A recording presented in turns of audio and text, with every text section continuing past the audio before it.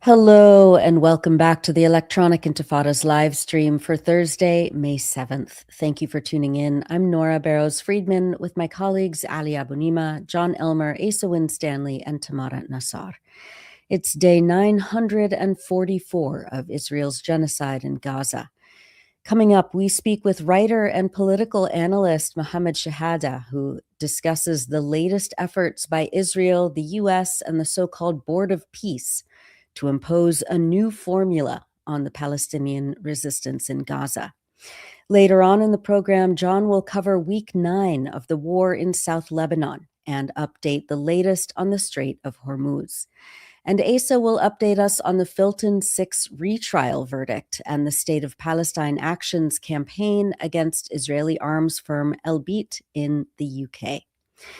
But first, let's take a look at the news. Here's a brief summary of some of the latest developments this week in Palestine and Lebanon. In Gaza, Israel killed 10 Palestinians, including children, and injured many others in a series of airstrikes on Wednesday, amidst intensifying attacks against Palestinian police and security personnel in an effort to degrade civil governance inside Gaza. The Wafa news agency reported that Israeli aircraft targeted the Daraj neighborhood of Gaza City, a group of people in Jabalia, and a civilian vehicle in Khan Yunis, which killed a police colonel who was a senior figure in the Palestinian Interior Ministry. 17 people were also wounded in that strike, according to Al Jazeera. Reporter Nahed Hajjaj filmed relatives grieving over the bodies of 3 Palestinians, including a child, who were killed in an Israeli strike targeting a group of civilians in the Zaytun neighborhood in eastern Gaza City. Iyad Amawi, an NGO coordinator in Gaza, told Dropsite News that at least 3 Palestinians also died of wounds they sustained in previous airstrikes in Gaza City and in northern Gaza. Israeli drones dropped bombs on partially destroyed residential buildings in Gaza City, and Israeli artillery was reported around Barej refugee camp in central Gaza, Dropsite added. On Tuesday, a 15-year-old child, Mohammed Sahwil, was killed in an Israeli strike on a police station in the Sheikh Radwan neighborhood in Gaza City. Reporter Nahed Hajjaj captured video of Sahwil's relatives collapsing in grief around his body. Palestinian police said the strike targeted the Sheikh Radwan police station northwest of Gaza City, killing the child and injuring several officers and personnel, Dropsite News stated. A separate Israeli attack on a police security point earlier in the day killed 1 person and injured another, according to medical sources. On Monday, May 4th, journalist Saeed Hezbollah captured video of a young boy in shock over the loss of his brother, who was killed in an Israeli strike in the Zaytun neighborhood of Gaza City. Hezbollah says, quote, "A child stands silently staring at the face of his brother who was killed today in the Zaytun neighborhood, unable to believe that the loss has become real. These are the heavy days children in Gaza are living through, where childhood is intertwined with sorrow."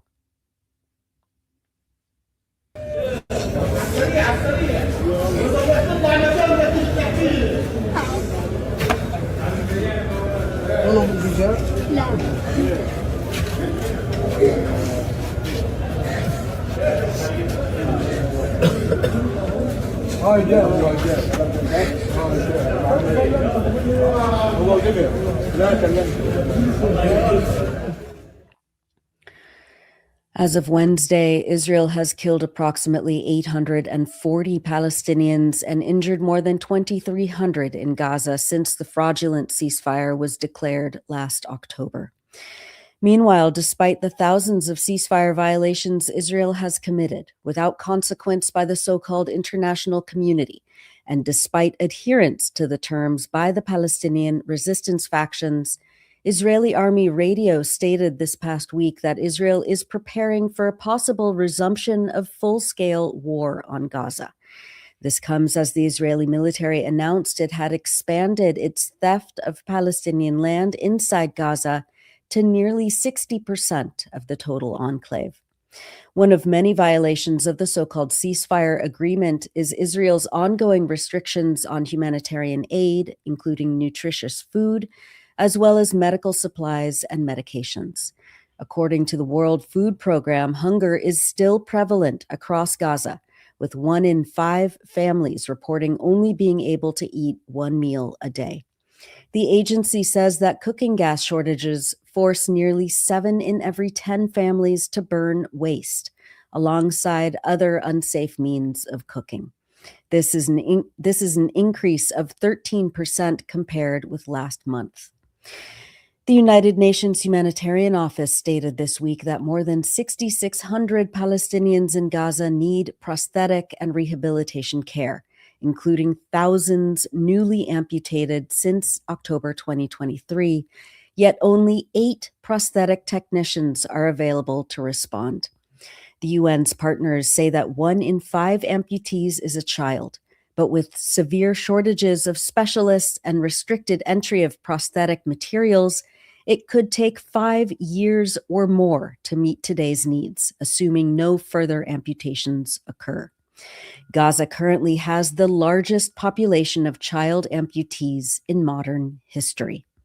International prosthetic technicians are urgently needed, as is the expansion of workshop capacity and the unimpeded entry of prosthetic materials, which remain restricted by the Israeli authorities, the UN said.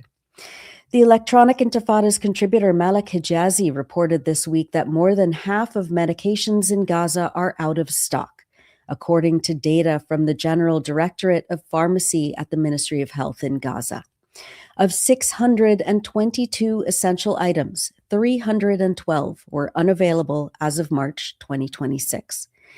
Hijazi writes that, quote, "The shortage of medicines in Gaza is rooted in the blockade Israel imposed in Gaza in 2007, but the genocidal war that began in October 2023 pushed an already fragile system into operational collapse. The ceasefire that is not a ceasefire agreement that came into effect in October 2025 has brought no meaningful relief. Only 4,999 trucks entered Gaza out of 23,400 planned under the agreement, amounting to roughly 21% of the intended volume. And the empty shelves in pharmacies up and down Gaza bear this out. In March, the World Health Organization's regional director, Hanan Balki, warned that stocks of essential medicines, trauma supplies, and surgical consumables are critically low, and fuel shortages continue to limit hospital operations in Gaza. Meanwhile, Doctors Without Borders reported that it has been unable to bring any supplies into Gaza since January 1st, 2026. Israel has denied medical aid for Palestinians, or MAP, access for aid since March 2025, as has UNRWA, the UN's Agency for Palestine Refugees. For more, read Malak Hijazi's recent report for the Electronic Intifada, Medicine Shortages Amid Siege Leave People in Peril. Approximately 180 international activists who set sail for Gaza as part of the global Samud flotilla, intending to break the Israeli siege and deliver humanitarian aid, were intercepted by Israeli naval forces in international waters off the Greek coast on April 30th. Most of the activists were detained and taken to Crete, but 2 of them, Saif Abu Keshek, a Palestinian citizen of Spain, and Tiago Avila, a Brazilian citizen, have been in Israeli detention now for a week. Adallah, a Palestinian legal and civil rights organization that is representing the activists, said on Wednesday that an Israeli court rejected an appeal against their detention and instead extended their detention until Sunday, May 10th.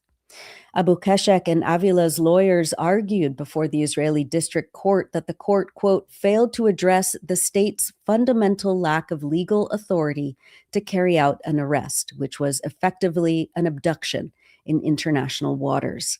A lawful arrest under these circumstances would require formal extradition. Since there is no lawful authority to arrest, every subsequent day of detention is illegal. Adala added that, quote, this is especially egregious given that the activists were abducted from an Italian-flagged vessel, placing them under Italian jurisdiction. The operation is a clear violation of the UN Convention on the Law of the Sea, which stipulates that only the flag state may order the arrest or detention of a ship, even for purposes of investigation. The Italian government has already condemned Israel's move as illegal. Both activists have been on hunger strike since their abduction by Israeli forces, according to the Global Samud Flotilla organization.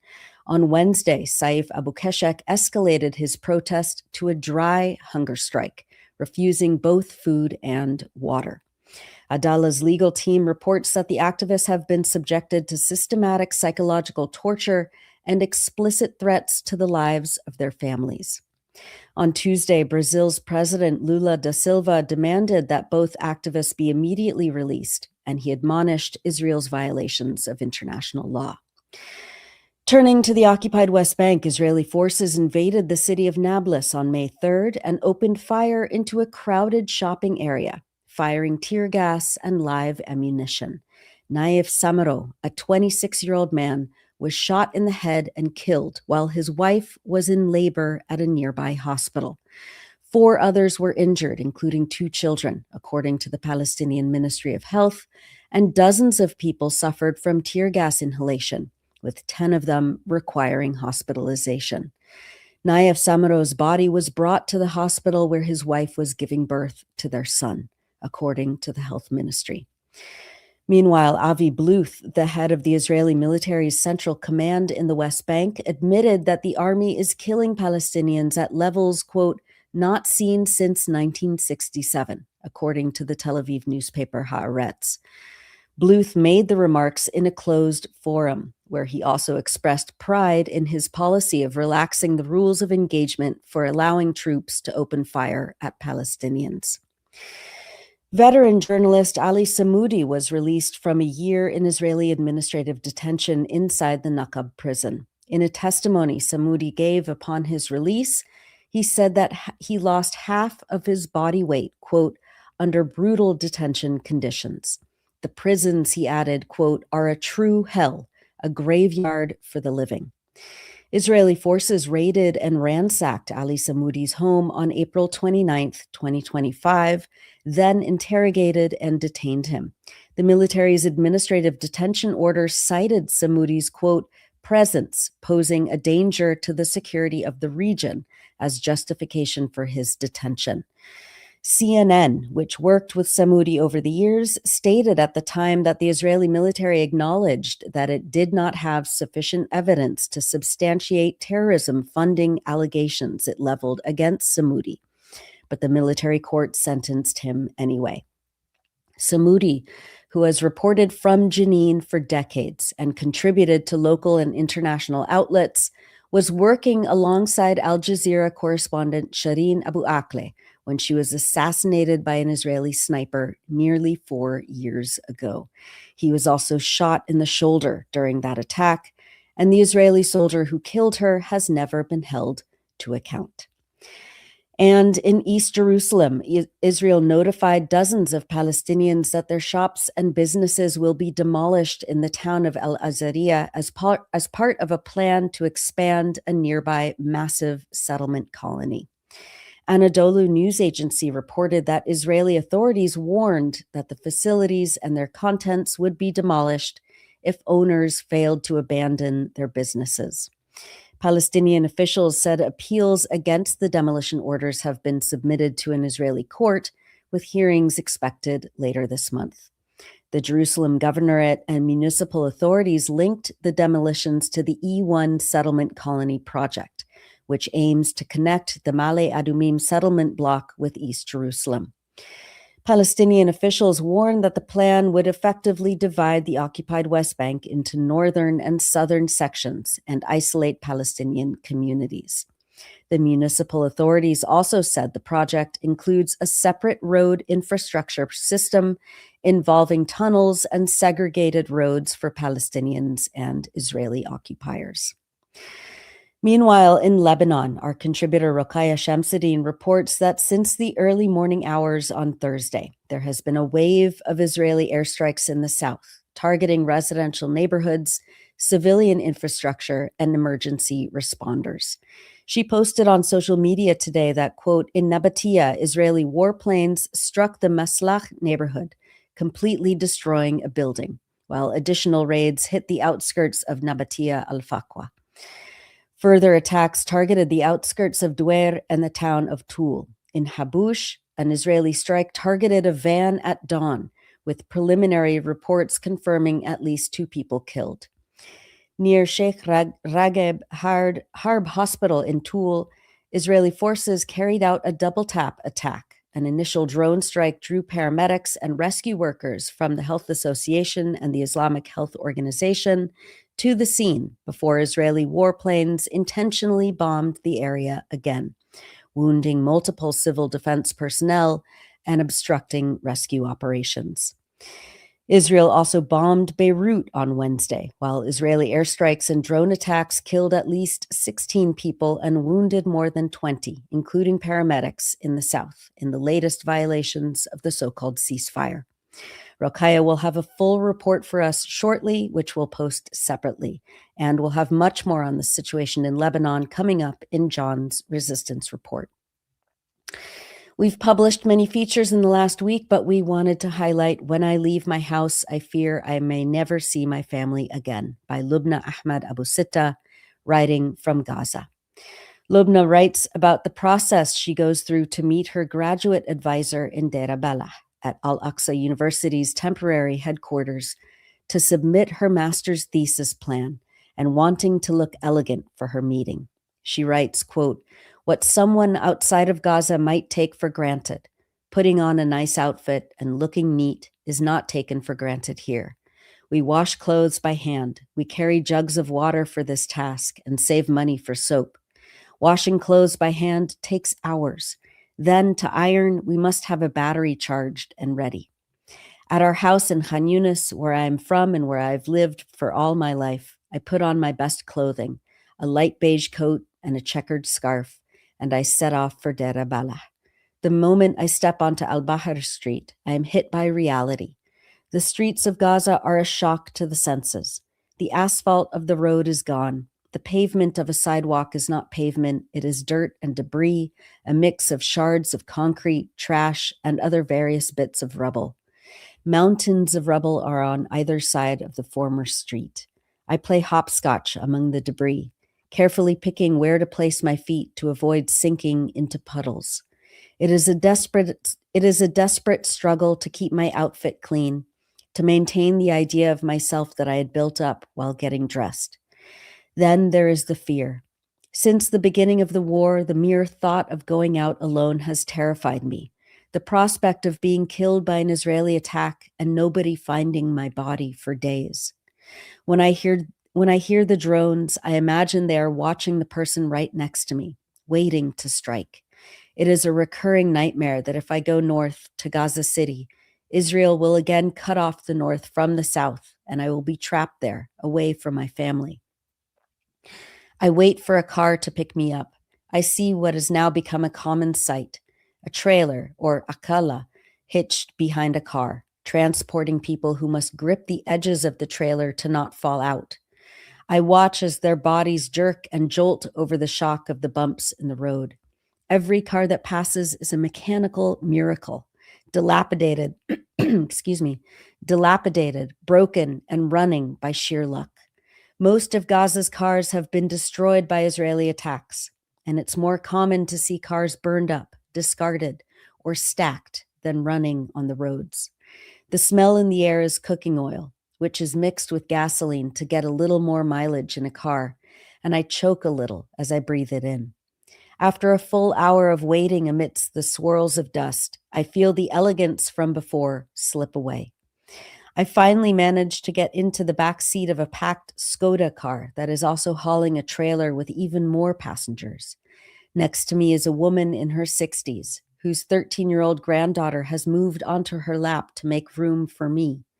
On the other side of her is a medical student whispering into her phone, "I will send the reports as soon as I reach the hospital. I'm still on the road."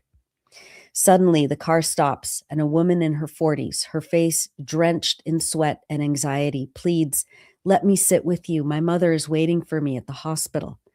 We somehow managed to squeeze her into the back seat, so now 5 of us are crammed in there. I look out the window behind her and see hundreds of people on the road waiting for a car, with looks of despair on their faces. I pull my thesis work out of my bag and I try to read through it. My master's degree is in geography, and my thesis is about map-making skills among Gaza's youth. I find it hard to focus, though, and I close my eyes for the rest of the journey. I had left home at 8 a.m., and it is nearing noon when I arrive in Deir Balah. I take my wet wipes out of my bag and clean my shoes and scarf and try to regain composure. But after a 4-hour trip, it is difficult. As I try to find my professor, I think of Dr. Wissam Issa, the head of the geography department at Al-Aqsa University. He was martyred in December 2023. I miss Dr. Wissam. He would have been the one to guide me through my thesis. I also think of my friend Shahid, another geography master's student in my class. She was martyred with her family a year and a half ago. The meeting with my advisor is short, about an hour. We discuss the challenges ahead of us, studying geography and technology with limited resources and a lack of reliable access to the internet or even electricity. Around 2 p.m., I begin the journey back to Khan Yunis to make sure I can get back before sunset. Every step I take toward earning this degree, I now see as a tribute to those we have lost. Those are excerpts from When I Leave My House, I Fear I May Never See My Family Again by Lubna Ahmed Abu Sitta, writing from Gaza on electronicintifada.net. And now, as we always do, we wanted to highlight people expressing joy, determination, and reclamation across Palestine and around the world. Usually we focus on acts of reclamation inside Gaza, but today we're going to Michigan, where history and African studies professor Derek Peterson delivered a commencement speech honoring some of the student body's current and historical figures, including those who have fought for the rights of Palestinians against Israel's genocide and stood up to the university's repressive administration. After Peterson's speech, the university's president, Domenico Grasso, publicly apologized for Peterson's remarks, claiming they were, quote, hurtful and insensitive to many members of our community.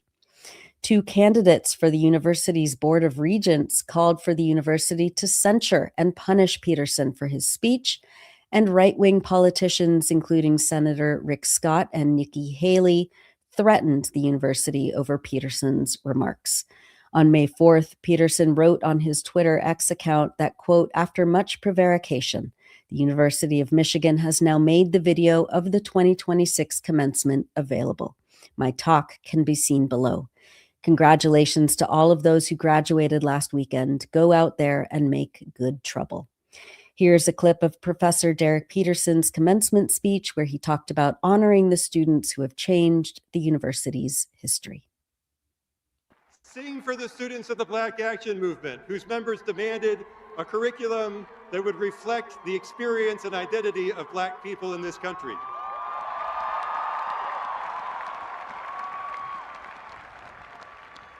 Sing for the pro-Palestinian student activists,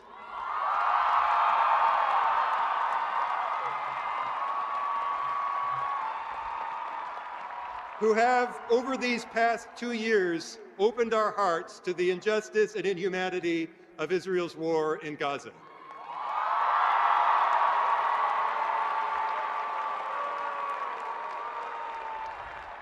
The greatness of this institution does not only rest on the shoulders and on the accomplishments of our student athletes, who deserve all the congratulations we can offer them.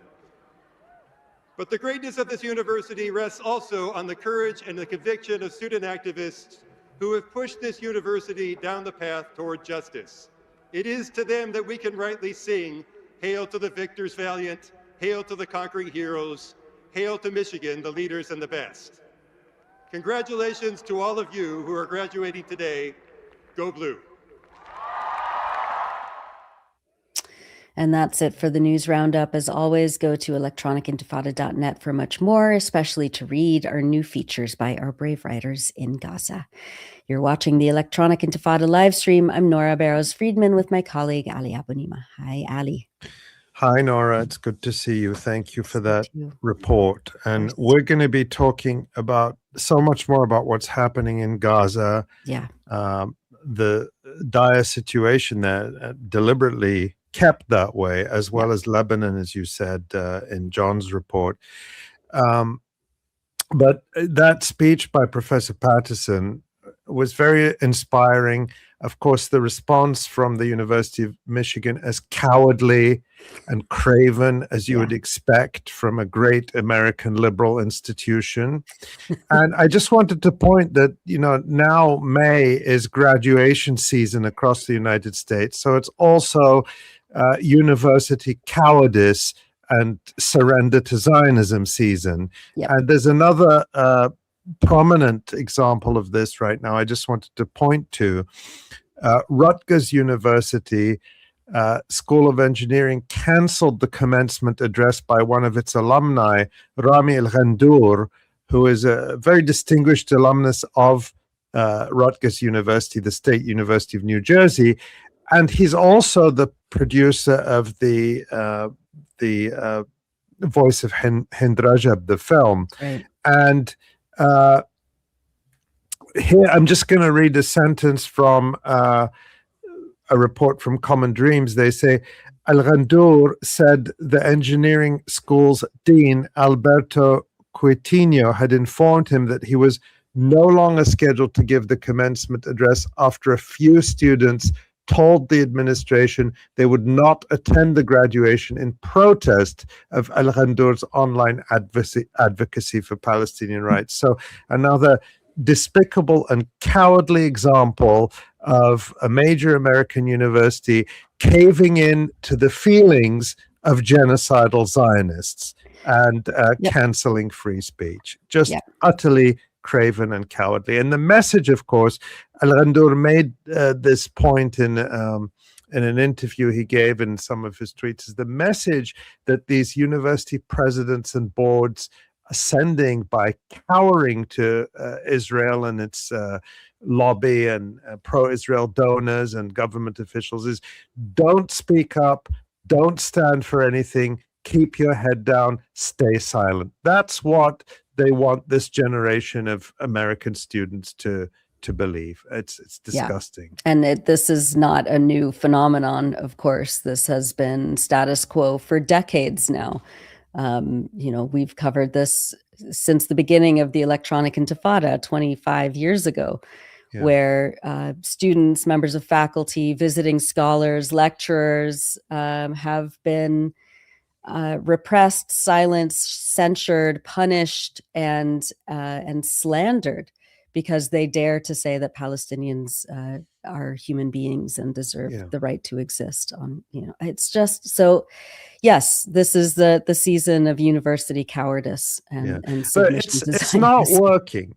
Sorry, it's not working. I mean, yes, the repression does have some effect, but I mean, as we talked about last week, you and I have been going out and speaking and meeting people. And the beauty of that is you get to visit campuses and see that students are not deterred by this. They're determined to keep Palestine present as an issue, and the complicity of these universities present, because this is not just an academic discussion about something happening halfway around the world.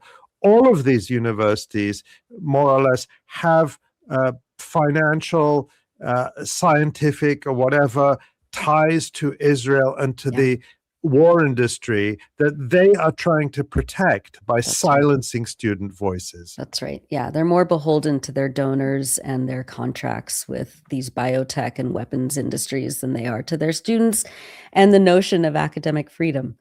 It's so depraved, and we keep seeing this over and over again. I know that in the next coming weeks there will be more incidents like what happened to Derek Peterson and to Rami El-Gandour and so many others who dare to defend students' rights to protest their university's complicity in a genocide. So we'll see what happens. But yes, we have so much coming up. We have, of course, Jon's resistance report, and Asa is going to give us an update on the 𝐓𝐡𝐞 𝐄𝐥𝐞 in the UK. But Ali, let's go to an interview that we did yesterday with Mohammed Shehada, talking about the current situation on the ground in Gaza and what the US, Israel, and the so-called Board of Peace is trying to do to the Palestinians. As usual, Mohammed Shehada is full of information that you will not get from anywhere else. This is just a fascinating discussion. I think people are really going to get a lot from it. Yeah. All right, let's go to that. You're watching and listening to the Electronic Intifada live stream. I'm Ali Abu Ni'mah here with my colleague Nora Barrows-Friedman. 7 months ago, Israel agreed on paper to a ceasefire framework. The Palestinian resistance would ensure the return of all living and dead Israeli prisoners of war and captives. Israel, meanwhile, would stop its genocidal attack on Gaza and the daily massacres that were killing dozens of civilians, pull back its forces, allow large-scale humanitarian aid into Gaza, open the Rafah crossing, and let a Palestinian-run civilian administration begin functioning. The Palestinian resistance factions kept their side of the deal, returning all of the Israelis. But to no one's surprise, Israel violated the agreement. It kills Palestinians in Gaza daily, almost 1,000 since the start of the so-called ceasefire. It is seizing more and more land in Gaza, moving its yellow line further and further to the west. Israel is still bombing Gaza and destroying what is left of the buildings and infrastructure. It's still choking off aid and preventing the entry of mobile homes and shelter materials. And it has blocked members of the so-called National Committee for the Administration of Gaza from even entering the territory, let alone starting to manage it. This is not a failed ceasefire. It is one that Israel never implemented.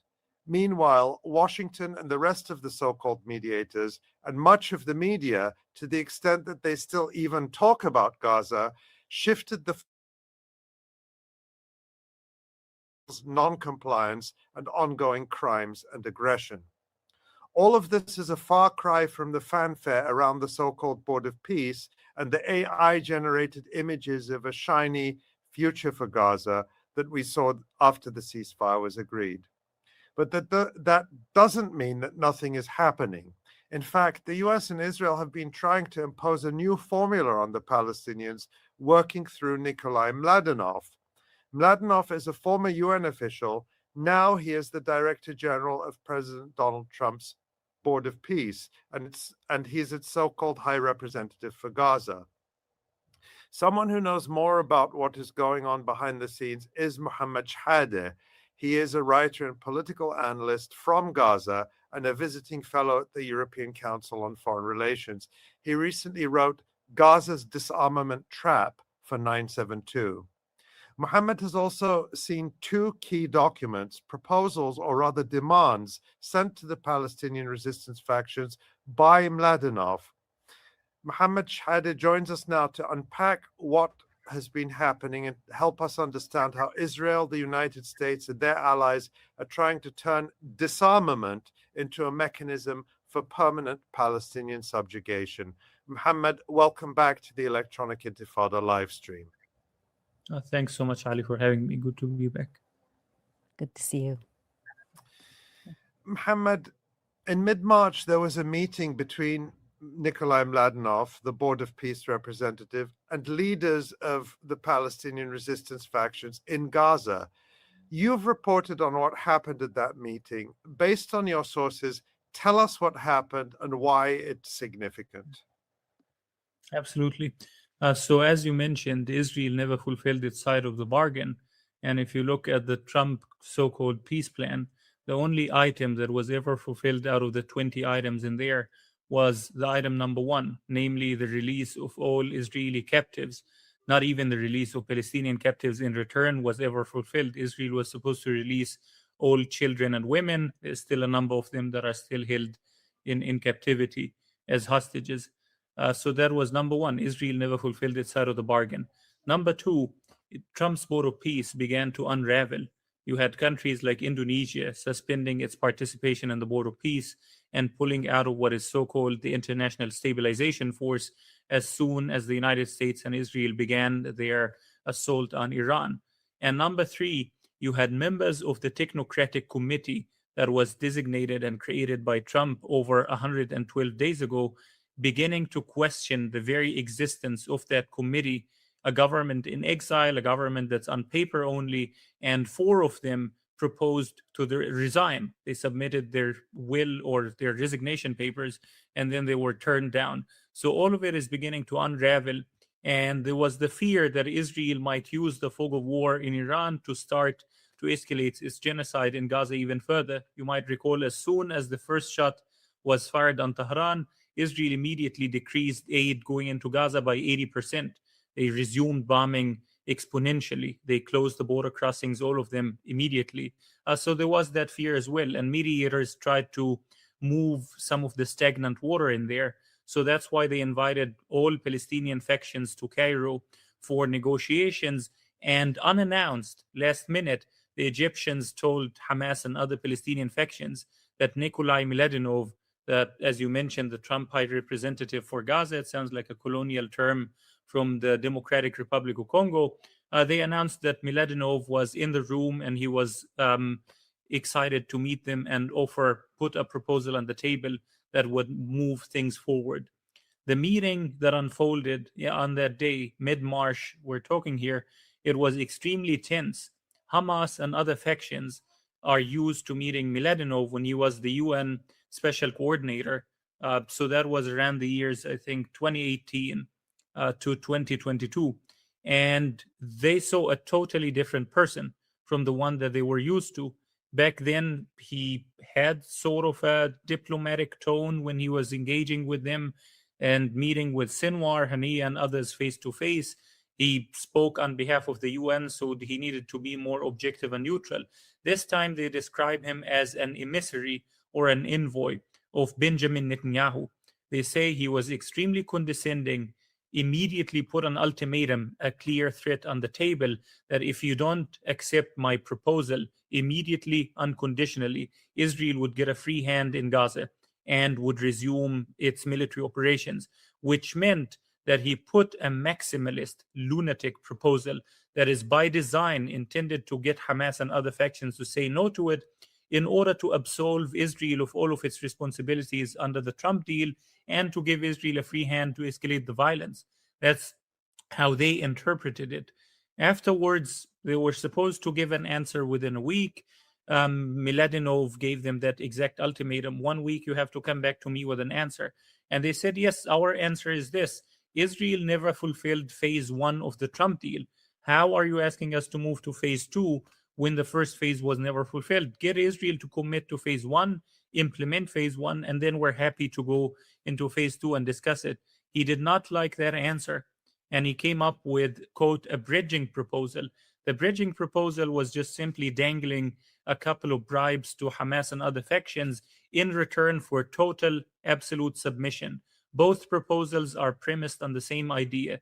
Become absolutely defenseless, weaponless, hand over everything you have, destroy whatever you have that could mount any form of insurgency against Israel, and only after then, 250 days later, Israel would consider withdrawing from some of the parts that it currently occupies, and reconstruction would begin in some of the parts where there's not even the language of decommissioning or disarmament. He says where weapons and military infrastructure has been completely cleansed. It's the language of cleansing.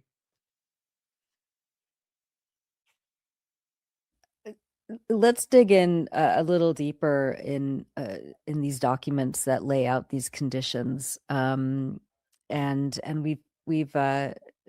we've seen these documents. They're both in Arabic. One is titled "Steps to Complete the Implementation of President Trump's Comprehensive Plan for Peace in Gaza," and the second is called "The Roadmap for the Completion of Trump's Comprehensive Plan for Peace in Gaza." And as you talk about, they mention one authority, one law, one weapon. They remove Hamas and the other factions from governance. They demand total disarmament, even down to rifles and personal weapons. And they create a so-called peace council, a high representative and a national committee. And as you say, they make weapons collection the condition for reconstruction. Everything that Israel has obliterated in the last 2.5 years, is now dependent on reconstruction, is dependent on surrender and disarmament. And they stretch Israeli withdrawal over phases linked to verification with no time frame. What do you think is most significant in these documents, and what do they tell us about what Israel and the United States are trying to impose on Gaza? Does it have any semblance of reality at all? So the first thing is basically the significance of those two documents is that they are trying to completely rewrite the Trump plan to Netanyahu's satisfaction in order to render this plan unimplementable, in order to give Israel an absolute free hand to do whatever it wants. The Trump plan was terrible. Every single European official that I've spoken to, Arab official, experts, etc., whether on the record or off the record, have been describing it as catastrophic. Arab leaders, the very mediating countries that brokered this deal, they said that it was neither a framework nor a plan. It was a spectacle, a stunt. It was a political performance. That's the most that they described it as. They saw it as a scam. But nonetheless, they kept telling us it's the only game in town. We can improve the conditions. We can talk to Trump. We can figure something out. We can figure out a middle way. So that was the premise with the 20 points that Trump released. They were initially 21 points. Then Netanyahu went to the White House, sat down with Trump, sat down with Kushner and Witkoff, and spent 6 hours manipulating it into virtual obsolescence. He added a lot of terminology that was supposed to be there as landmines, as explosives or ambushes that would blow up the deal when the time comes, as we're seeing now. The significance of the Miladinov documents is that it makes all of this 1,000 times worse. So Israel was supposed to suspend all military operations. They never did. They bombed Gaza over 1,200 times, killed over, I think, 826 people since the so-called ceasefire began. They were supposed to allow a minimum of 600 humanitarian aid trucks per day. The UN figures would put it at 94 trucks per day. So that is less than a sixth of the amount that was supposed to go in. So basically, it's less than 20%. They were also supposed to allow this government to go into Gaza immediately. They were supposed to allow an international force to go into Gaza immediately. They were supposed to rehabilitate, repair the infrastructure, roads, electricity, water, sewage, and begin the rubble removal and allow 60,000 housing units. Now Miladinov deferred all of those issues as basically the outcome of Hamas and every single other Palestinian faction accepting complete subjugation, surrender, and destruction of everything that they have that might be used as either defensive weaponry or as basic leverage in any future negotiations. He wants all of this gone. And he's very clear. If you accept this premise, total subjugation, total defenselessness, then we can get Israel to commit. This was never the language of the Trump deal, no matter how horrible and catastrophic it was to begin with. So that is the number one significance there. Number two, there is a clear acknowledgement in the second document that the existing security agencies in Gaza are legitimate. So in the second document, Miladinov and the mediators explicitly say that the technocratic government, the new government, if Hamas accepts the disarmament, that government would not replace the existing security infrastructure, security agencies of the Hamas government in Gaza. Instead, they would merge them. They would add troops to them. They would vet the existing police, the existing security agents, and see whoever doesn't fit the bidding, doesn't pass, would either be given a civilian role within the government or a compensation package. This is the clearest admission on record that Israel has been committing a systematic, large-scale crime against humanity by targeting the civil police in Gaza as part and parcel of the genocide. They kept telling us the police is Hamas, Hamas, Hamas, Hamas. And now you have Miladinov, the highest authority in the Board of Peace, admitting that the police is a legitimate authority in Gaza that is separate from the armed factions on the ground. You have the third important and significance to those documents is the second document in the annex. It explicitly mentions all the areas, the items that Israel never fulfilled, which is an implicit acknowledgement that Israel has been violating this ceasefire repeatedly. So that is in terms of the significance of these. It's also significant in its malevolence. So the whole premise of decommissioning or disarmament was to create what is called one law, one vote, one legal system, one police, one weapon, one authority. But in the Miladinov proposal, it creates two. Instead of putting these weapons, one law, one authority, one weapon, under an elected Palestinian government, they put it under 𝐓𝐡𝐞, the Technocratic Committee, which in turn means that the weapons in Gaza would be under the authority of Miladinov and by extension the Board of Peace. So the true sovereign in the occupied territory would be Donald Trump, nobody else. You would not have any Palestinian authority that governs the enclave and has a monopoly on power. It's Trump that would have this. The authority to fire and hire direct people to launch a special operation to use violence against Palestinians. All of it is in the hands of Trump. So that's why it was catastrophic. So in effect, they want to create a parallel or a copy of the Palestinian Authority in Gaza. In other words, it has a Palestinian face, but it's operating on behalf of Israel and or the United States, which is essentially the same thing in this context. Now, one of the things... They're trying to create something much worse. The Palestinian Authority still has a little bit of wiggle room. You might recognize some people within the PA who've been active, vocal. You have Ambassador Hussam Zomlot, others that have been speaking up in the media at least. What they are doing with 𝐓𝐶AG is that every 𝐓𝐶AG commissioner has a designated babysitter, quite literally.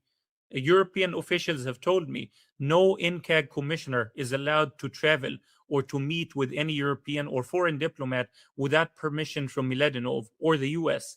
They are not given any authority to take any decision without Miladinov or the US or Israel giving them the green light to begin with.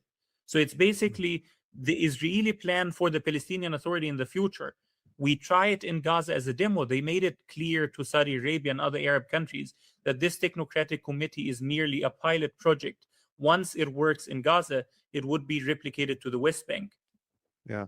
And just to remind people, 𝐓𝐶AG is the National Committee for the Administration of Gaza, which is supposedly this Palestinian-led committee that will take some governing responsibility in Gaza, but as you point out, has not been allowed to do any of that.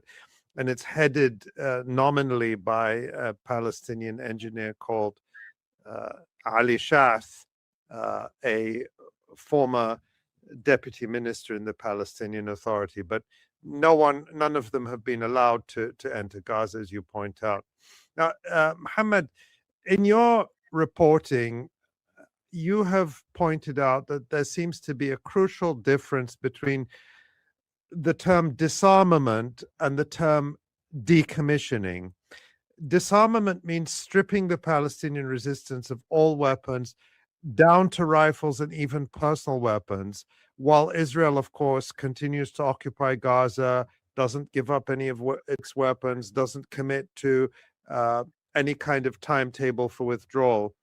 On the other hand, decommissioning is something much narrower. This is a term that comes from the Northern Ireland peace process, and it was seen as a sort of a preliminary step to disarmament, not a unilateral surrender.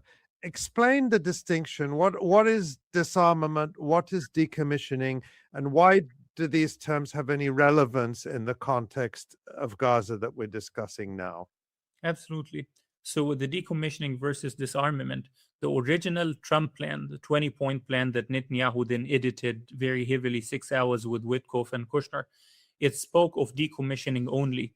And it drew a distinction between Hamas's offensive weapons versus defensive weapons. Offensive is rockets that could reach Israeli kibbutzim. Defensive are any weaponry that could be used against the IDF inside Gaza, the Israeli army inside Gaza, to maintain an insurgency. So basically, the whole Trump proposal was premised on the idea that you don't have to surrender, you don't have to capitulate. That's the original proposal. And it's not Trump's idea. It's basically some smart person added it into Tony Blair's papers. It ended up on Trump's desk. He thought decommissioning sounded fancier than disarmament, used it without knowing what it's about. But Shara Bahbah, the sort of liaison between the Trump administration and Hamas, he's an American Palestinian businessman / activist that ran a campaign of Arabs for Trump and has been the liaison between the White House and Hamas for some months, building up the ceasefire negotiations. So basically, Bshara said that the White House explained to him what they meant, that any weapon that is capable of killing 5 people or more upon detonation would be considered offensive weaponry. So it's mainly the rockets, which have been largely depleted. There's not a lot of them. Hamas is not using them. They basically have been abiding by the ceasefire, 0 violations from the Gaza side. So that idea there is that those rockets would be either locked up in warehouses or they would be handed over to a Palestinian government, an elected Palestinian, legitimate Palestinian entity that would rule over Gaza. So that is the premise there. And it's not distant from Northern Ireland. So basically, I recently saw a speech by Bertie Ahern, the Irish Prime Minister that presided over the decommissioning in Northern Ireland. And the speech is from January this year to a coalition called the Alliance for the Two-State Solution, Global Alliance for the Two-State Solution. And Bertie is saying explicitly, decommissioning meant that you would first have peace, then you would get rid of the weapons. That disarmament is not the prerequisite to peace, it's rather the outcome of it. And he says if we insisted on it the other way around, we would have never had peace in Northern Ireland. There would be still war, there would be still civil war between the IRA and the Ulsters until today.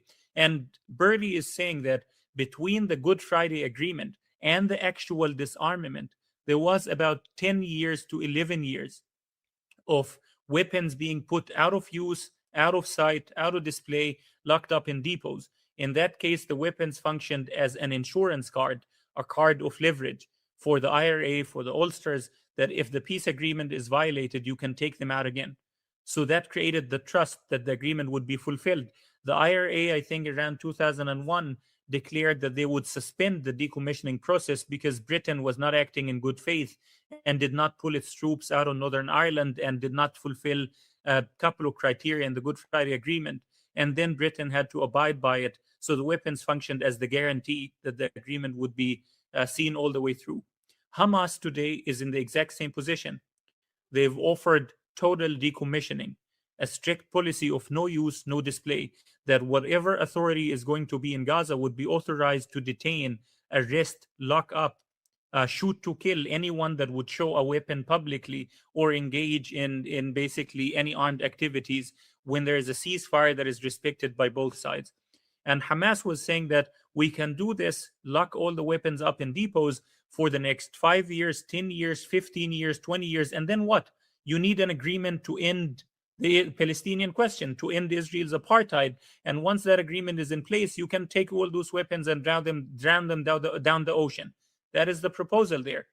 It happens to be the proposal that was endorsed by Egypt, Saudi Arabia, the United Kingdom, and Ireland.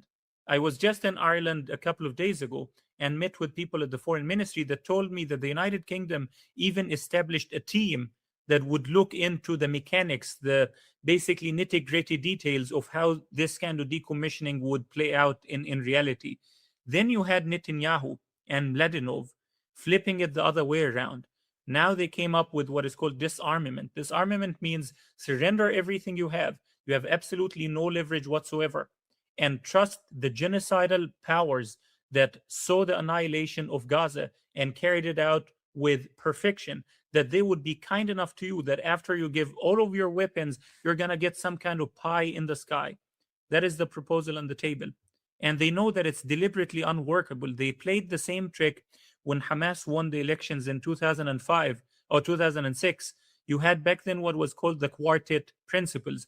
Hamas needed to recognize Israel unilaterally, unrequiredly, renounce violence, dismantle its armed brigades, and honor the Oslo Accords that Israel violates every single day into virtual obsolescence. And back then, Jonathan Powell, the chief of staff of Tony Blair, admitted later on that those conditions were basically a scam. They were a stunt. They knew from the start, from the get-go, that it was a non-starter for any legitimate Palestinian government to accept. But they put it there in order to solicit a no for an answer that would then give them a free hand to dismantle, destroy, boycott, defund that government. And we see the same thing now. Mohammed, even when you talk about decommissioning, and this was clearly a useful mechanism in the context of Northern Ireland, but in the context of Northern Ireland, which is something that certainly people debate very passionately, there was a political process in which the political which took into account the political needs, demands, and rights of all of the parties participating in that process, and came up with a political mechanism for the resolution of the conflict, which provides for the possibility of a united Ireland, of ending British rule in Ireland, not immediately, but the right of the people to achieve that through a referendum is guaranteed, and people are talking about it. I just saw the other day a poll showing that a majority in Northern Ireland are now saying they would vote for a united Ireland. So that's a legitimate political outcome that is embodied in this process. And so in that context, decommissioning can be seen as a mechanism to get to a political outcome. In this context, even if you have the British, the Saudis, whoever else, the Irish supporting decommissioning as a weapon, as a mechanism, as opposed to stripping the Palestinians of any weapons, as Israel and the United States and Mladenov want, they're still all on the same team, aren't they? Because they're still all saying it's Palestinian weapons that are the problem, not Zionism, not Israel's weapons of terror and massacres and genocide, not Israel's aggressive, violent, race-based colonization. They're still defining Palestinians as the problem and not Zionism and the aggression of Zionism, which they all back as the problem. So even those who are sort of more moderate are still on the wrong side. Is that a fair analysis? And do they understand that, or do they think they're the good guys? With those governments in particular, you have Saudi, Egypt, Ireland. I'm not sure about the United Kingdom. I think the UK would be more than happy to see Palestinians completely gone, capitulating, or just ceasing to exist. But with those three others, I know from behind the scenes that they've been invested in having a political dimension to decommissioning. And they've made it clear to the US that you cannot write off the Palestinian right to resist without offering them a political pathway. A political pathway is the more humble way of saying Israel is never going to accept a Palestinian state, so let's have a pretend process that might create some trust. Maybe one day you might change Israeli hearts and minds and might get them to accept the two states through that kind of pathway. It's just basically pathways, the fancy way of saying another theatrical performance. But it's basically the most serious thing that we have on the table at the moment vis-a-vis international community players. The difference between the Israel-US Mladenov and the decommissioning is basically the Mladenov proposal. It dismantles not just the weaponry of Hamas, which is not a lot at this stage.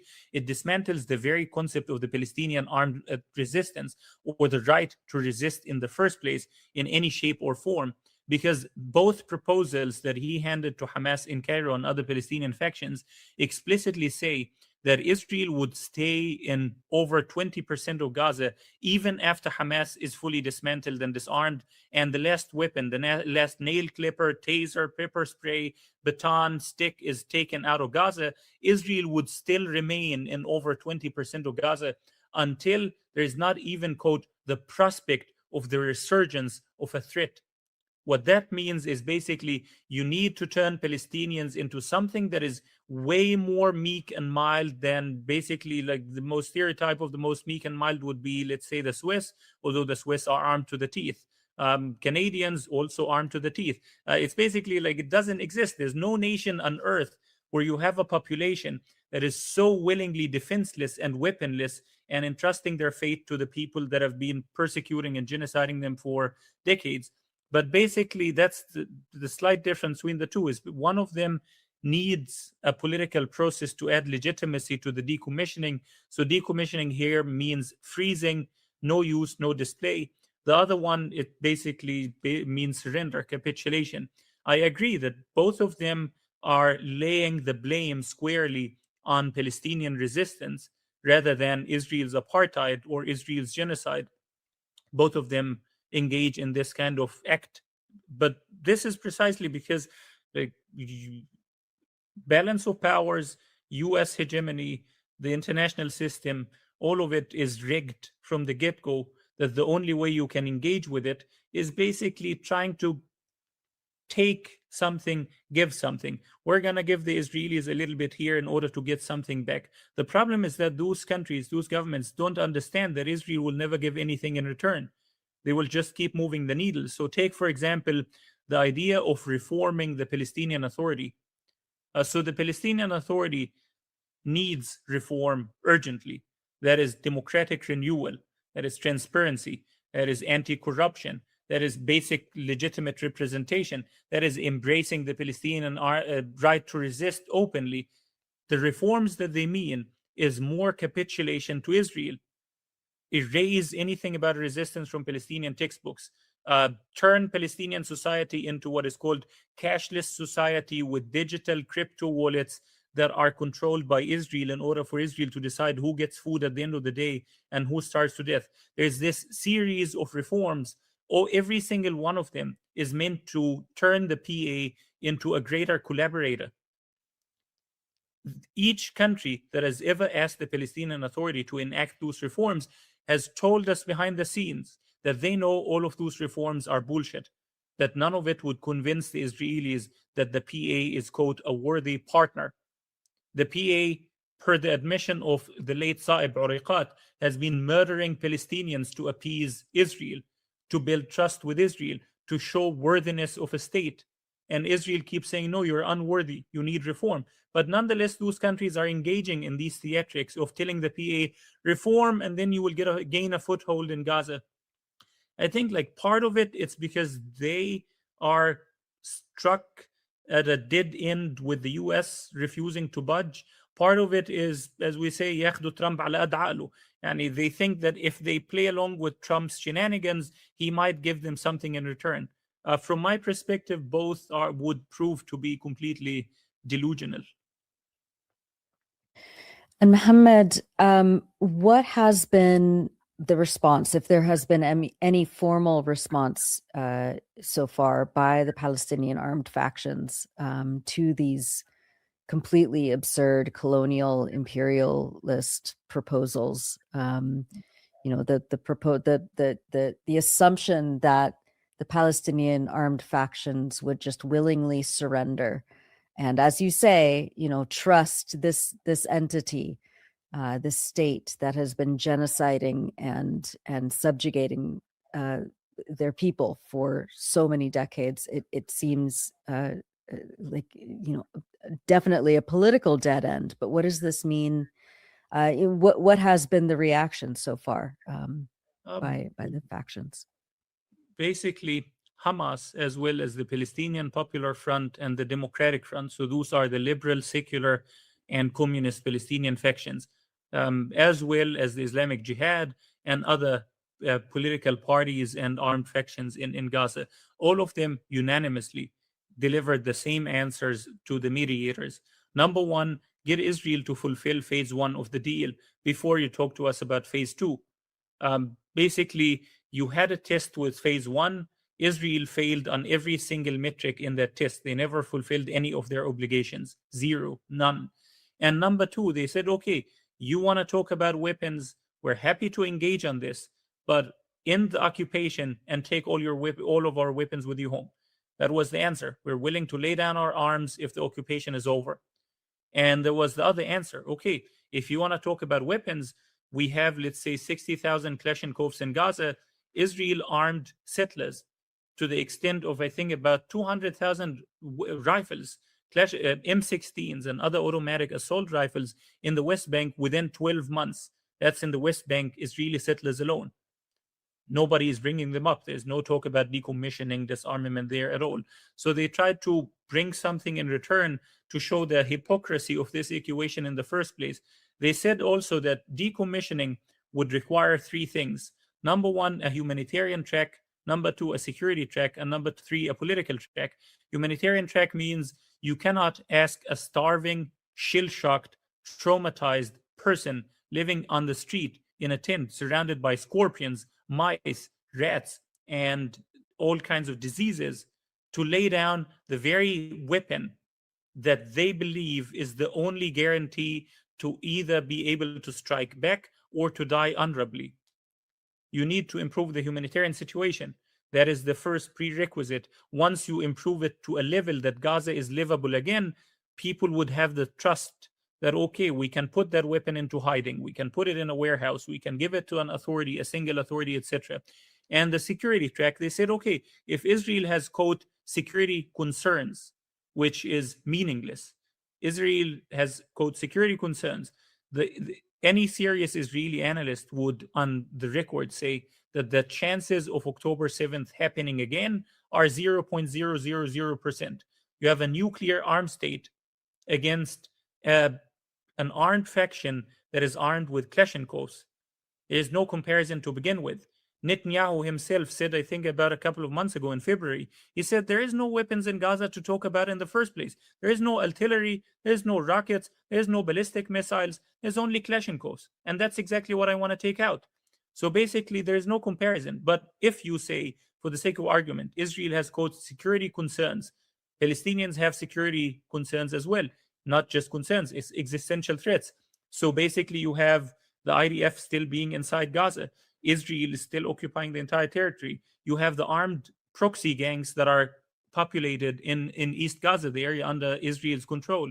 You have the chances of Israel, after all of this is completed, even if you have a Palestinian state, you have peace, you have all of it, the chance of Israel just invading it and finishing off the Palestinian question would remain on the table.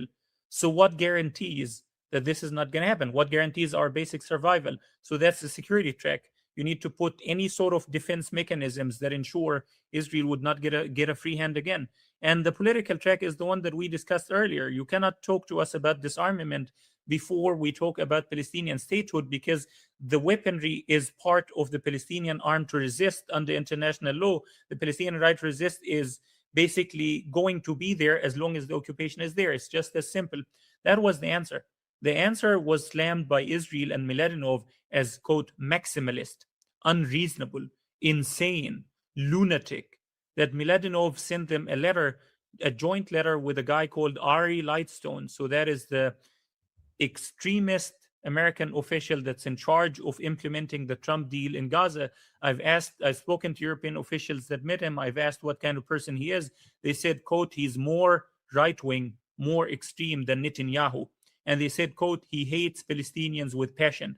So that guy and Miladinov sent a joint letter to Hamas in return that was reported, I think, this morning in the Times of Israel, saying that if you don't accept the proposal as it is, Israel is absolved of all obligations under the Trump plan, period. So you're dealing with gangsters. Yeah. It reminds me, there's this, one of the Oslo Accords negotiators was a guy called Ran Pondak.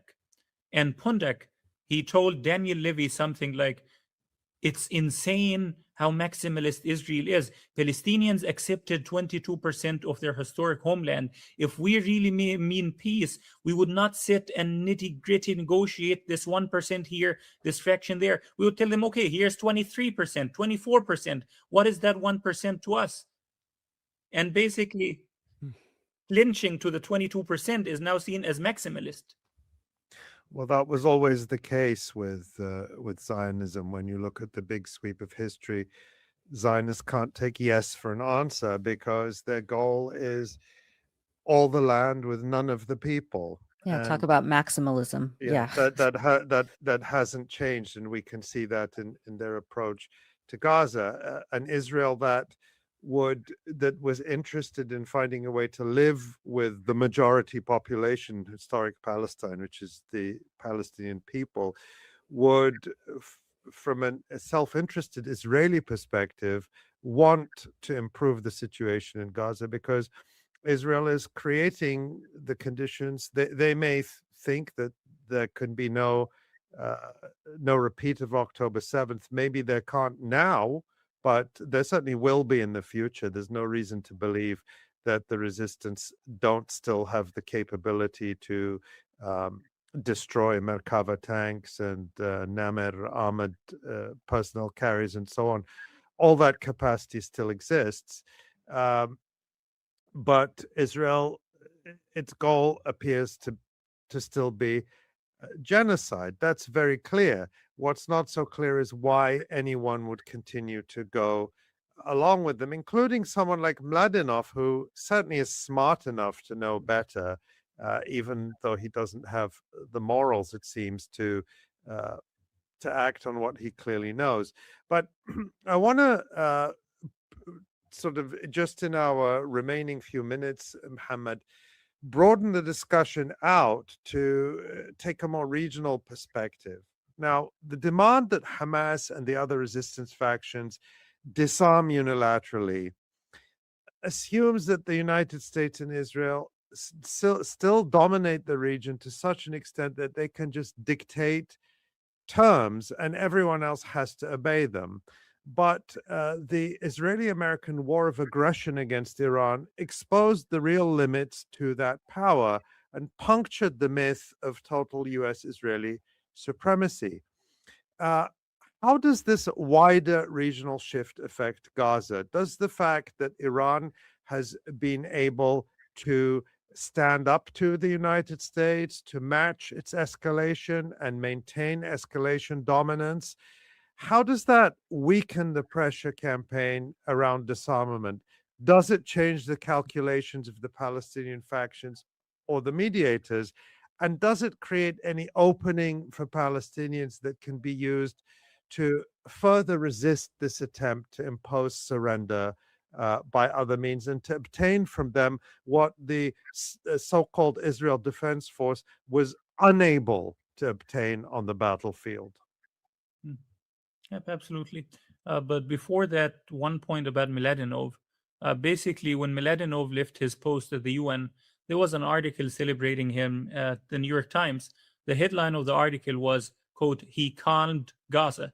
He calmed Gaza as a wild, barbaric monster." That was the headline. And I quarreled with the author of that article, and we had some sort of like argument back and forth about why did he use the terminology calm Gaza. He got embarrassed to admit that basically it carried that connotation, that Gaza was this wild, untamed monster that Mladenov calmed. So that was his first achievement, pacification. The second one mentioned in the article is midwifery for the Abraham Accords, the very accords that were supposed to throw Palestinians under the bus, dismantle the Palestinian cause, and basically step on our graves. So that is his proudest achievements. As soon as he left his post, he became a visiting fellow at the AIPAC-backed Washington Institute for Near East Policy. This is a right-wing think tank in Washington that is one of the strongest pro-Israeli lobbies. So basically, it tells you everything about the guy, what to expect. In terms of the regional equation... He was appointed by the UN previously. So does this give us an indication of of the general quality of the UN officials who are supposed to be neutral and impartial, or is he an outlying case? Well, basically, with the UN, there is a lot of politics at hand. I met a few senior UN officials to ask about what goes behind the scenes. There is the annual list that the UN publishes of armies engaged in the systematic murder of children, abuse against children, and another list about systematic sexual violence in war and conflicts. Every year, Israel is rebuked systematically, repeatedly in those reports at length. The reports are written by experts, so they would document at length all the Israeli violations throughout the year. There is a list attached to that report, and the list is produced by the Secretary General, Antonio Guterres. Every single year, he refused to add Israel there. So you would have the corpus, the body of the report, indicting Israel with crimes against humanity, and then Guterres chooses not to add Israel there. It's a political decision par excellence. I've asked people that know Guterres what kind of Secretary General he is, and they said he would never shut up about this being overly apologetic to Israelis constantly. Whenever he would meet any Israeli officials, he would immediately bring up that when he was prime minister in Portugal, to atone for his sins, his first act was to go and visit a synagogue and cry there and apologize and show compassion and basically repentance for the Inquisition. To my understanding, he never displayed the same kind of humanity at any mosque in Portugal, although Muslims were the overwhelming majority of people that were purged in Spain and Portugal in those inquisitions. So basically, if you contrast it to even Ban Ki-moon, so Ban Ki-moon was a horrible Secretary General. In Gaza in 2014, we memorized any statement that he would ever release. Before he released it, it would always say, "I express concern. Concern, concern, concern," nothing more. That was the repeated phrase. But one time, the guys from AIPAC, ADL, and others, so basically the Israel lobby in Washington, went and met with Ban Ki-moon during the 2014 assault on Gaza. And they sort of bombarded him with complaints. They were saying, you need to be less biased against Israel. You need to do more for the Israelis. Israel's right to self-defense. And then he exploded at them in a very sort of English South Korean accent and said, "Your army, your prime minister, they're doing war crimes. They're going too far. They're destroying entire neighborhoods." And then they told him, they pulled the anti-Semitism card. They said, "Netanyahu's not our prime minister. We are Jews. We're not Israelis." And then he told them a simple mic drop moment. He said, "Well, one time President Donald Reagan went and met with the president of Pakistan. And in their meeting, the president of Pakistan kept saying, 'India is doing this, India is doing that.' And Reagan said at the press conference, 'I would like to thank the president of India.' And he was corrected. 'That's the president of Pakistan.' To which Reagan responded, 'Then why on earth couldn't he shut up about India?' And he said, 'I direct the same question to you.' So even Ban Ki-moon had a little bit of spine behind closed doors. With Guterres, it didn't seem to be the case. It was the enormous pressure from civil servants, career diplomats at the UN that kept escalating from the base top to the top that created eventually the pressure on him to issue those mild speeches every once in a while. And he was very traumatized. That's what officials around him told me. He was very traumatized, shell-shocked by Israel's reaction. He thought that he cultivated a very strong friendship. He did not expect to be called an anti-Semite immediately. There's other UN officials. I think 𝐓𝐡𝐞 𝐄𝐥𝐞𝐭𝐫𝐨 was appointed as a special envoy for Gaza by Guterres. And my understanding is that her main mission back then was the issue of disarmament, the issue of security par excellence. So there's a lot of politics that go there.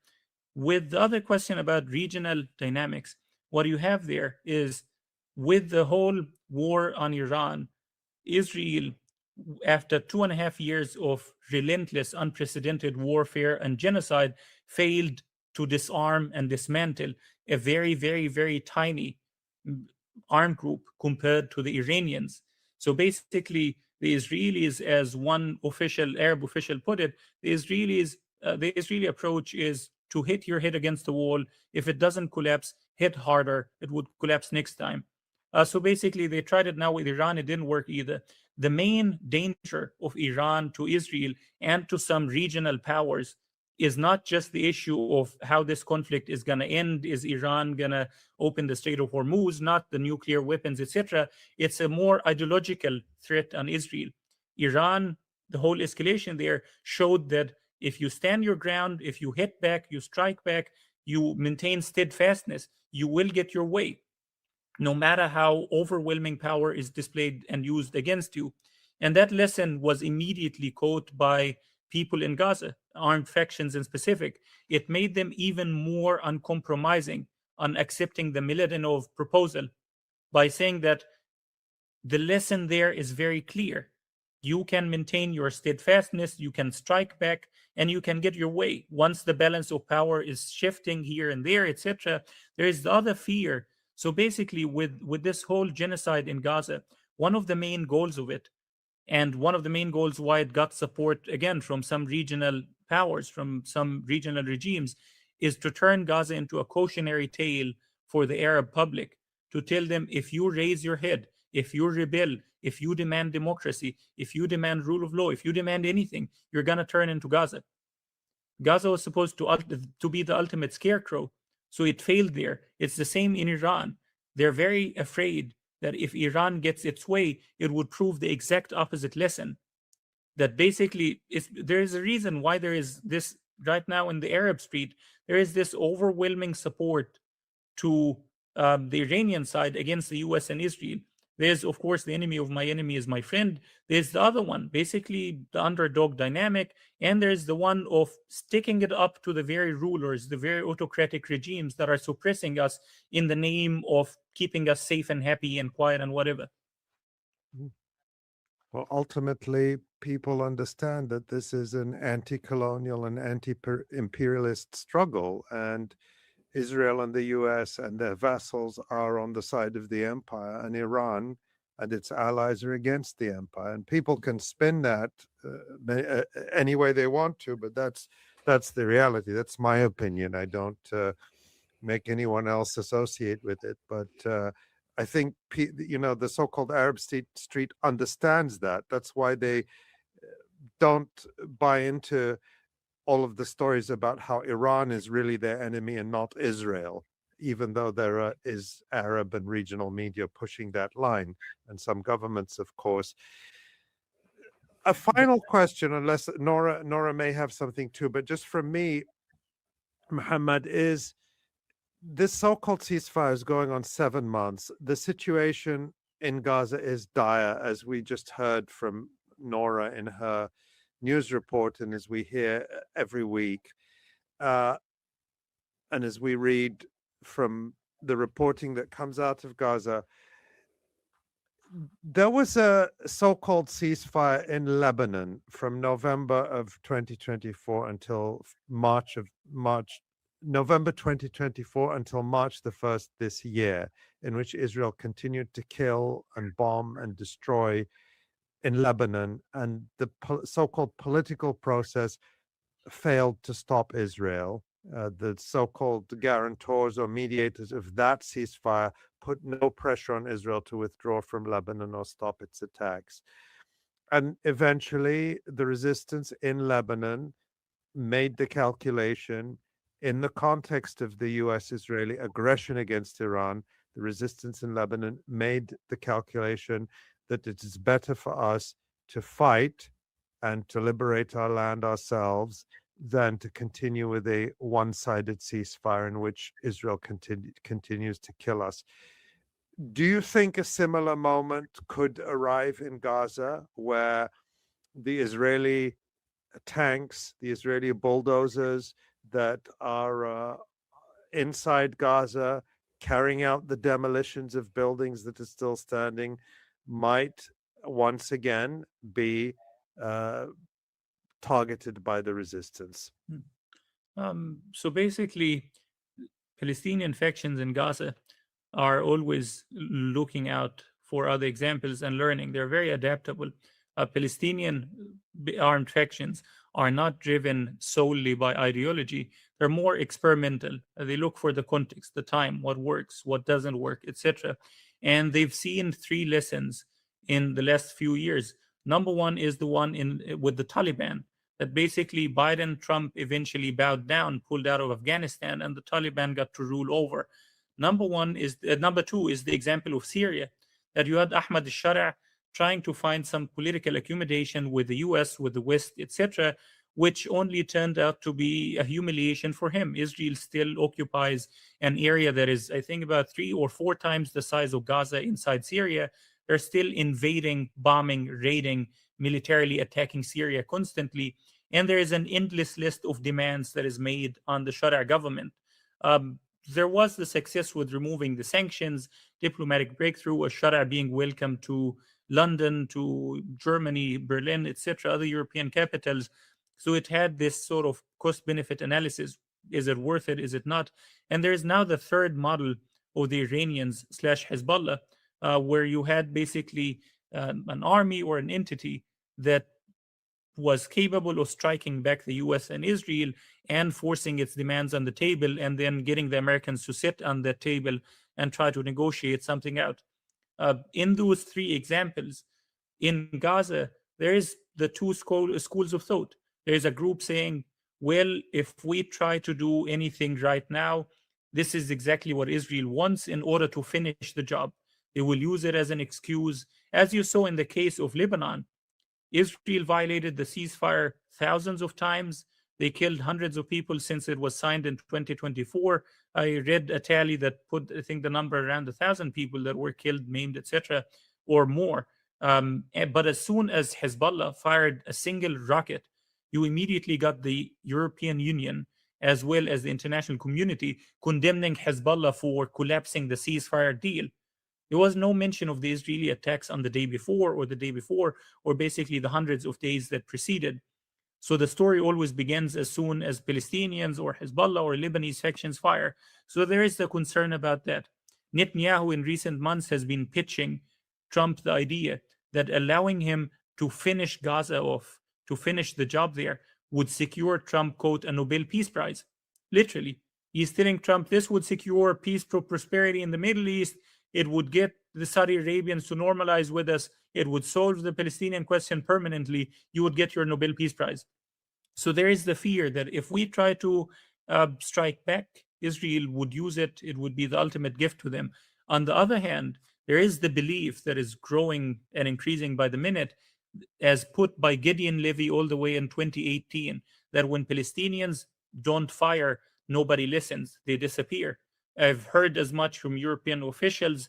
There's other Israeli officials that admitted it on the record that said Palestinians, as soon as they stop firing, nobody wants to talk about them. It's off everybody's mind, off everybody's agenda. I've been talking to people at different European foreign ministries, France, Germany, Sweden, Ireland, Norway, and every single one of them has been telling me that it became an insane struggle. As soon as the Trump ceasefire plan was signed, it became an insane struggle to bring Gaza up to their superiors. Nobody wants to talk about it anymore. It's completely gone. So there is now the belief that is being cultivated by that neglect of Gaza, that the only way to put it back on the agenda is some sort of an escalation. The only way to reset the clock, start talks all over, get people running to Gaza. Even before all of this, even before October 7th, people in Gaza understood, okay, the only way you would get Miladinov running to Gaza, as well as all of those negotiators, is as soon as the first rocket is fired there. That became the lesson. People in Gaza even gave it a name. They called it anesthetics, iberbenj, basically drugs, that whenever an escalation erupts, Miladinov and others would come in, they would promise a few pacifying painkillers, leave, and that's it. So they understand that equation as well. So there is the risk there that even if you escalate, you put Gaza on the agenda again, it would end up with anesthetics. It's really hard to tell what would be the way out in both of these equations, whether to stick to the talks that you know are dishonest, are going nowhere, they will keep running in circles, or escalate and get the blame for it. It's a very tough situation to be in. Yeah, it certainly is. And I'm personally more and more of the view that the liberation of Palestine is tied to the liberation of the region. And the liberation of the region means the liberation of the region from US imperialism and Zionism. And wherever people are fighting for the liberation of the region, they're also fighting for the liberation of Palestine and vice versa. You know, that is a legitimate struggle. people in the United States have the right to live in a free democratic country. They don't have the right to rule over the rest of the world as imperial masters. That is the struggle that people are waging in the region according to their rights. I have to be very careful how I say things on YouTube. But that's basically my viewpoint, my personal view, not the view of anyone else. I'm always careful to say that. And Mohammed, you have so much information and so much insight, and we're so grateful to you for sharing it with us. And just to remind people that you are a writer and analyst from Gaza, although you're not in Gaza right now. You are also a visiting fellow at the European Center for Foreign Relations. And I would say you do the best work there. I'm not a big fan of all these think tanks, but you make that, you're the only person I would ever read at a think tank like that. No insult to them, but that's just credit where it's due. And you are very active on Twitter X, and you write frequently, and you give interviews like this, which are just so rich and full of insight and knowledge. So thank you so much, Mohammed. We love to have you at the Electronic Intifada, so we will hope to have you again soon. Absolutely. Mohammed. Thanks for having me. Fantastic interview. Just really so and thorough. better the second time, because of course we were talking to him yesterday, and now listening to it again, I get so much more out of it. Yeah. So he's really brilliant. Yeah. Just unbearable. These colonialist terms that the U.S. and the so-called and Trump's Board of Peace and Israel, of course, is trying to force on the people in Gaza, and of course, you know, as Mohammed said, this would be a blueprint for other people in the region. You know, I mean, it's unbearable. So, yeah, and you know, all the sort of rich detail. I mean, we know the basic colonial structure here, but Mohammed fills in so much detail. And I think one thing that I reflect on listening to that is that the colonialists, the imperialists, always underestimate their victims. Yeah. And I think they are underestimating, just as they underestimated the Lebanese resistance, they're also underestimating the Palestinian resistance. That's right. And as they underestimated Iran and Yemen and anyone who stands up to them. Yeah. Yes. Well, wonderful. And I encourage everyone to go back and watch that again. As you know, we're going to have that as a separate segment on our YouTube channel. So if you, you know, just it's always good to keep filling up your reserves with really incredible analysis and deep looks at some of the machinations of what these imperial forces are trying to force on people. So thank you for that. Let's bring Jon on. Talking about the resistance and the underestimating of what's happening in Lebanon. Hi, Jon. Hello. That was a good interview. Yeah. Hi, Jon. Thanks. They have lots of weapons that can kill 5 soldiers. And they're not giving them up. Yeah. It's not just the rockets. Yeah. Yeah. Amazing. As our loyal watchers know. Yeah.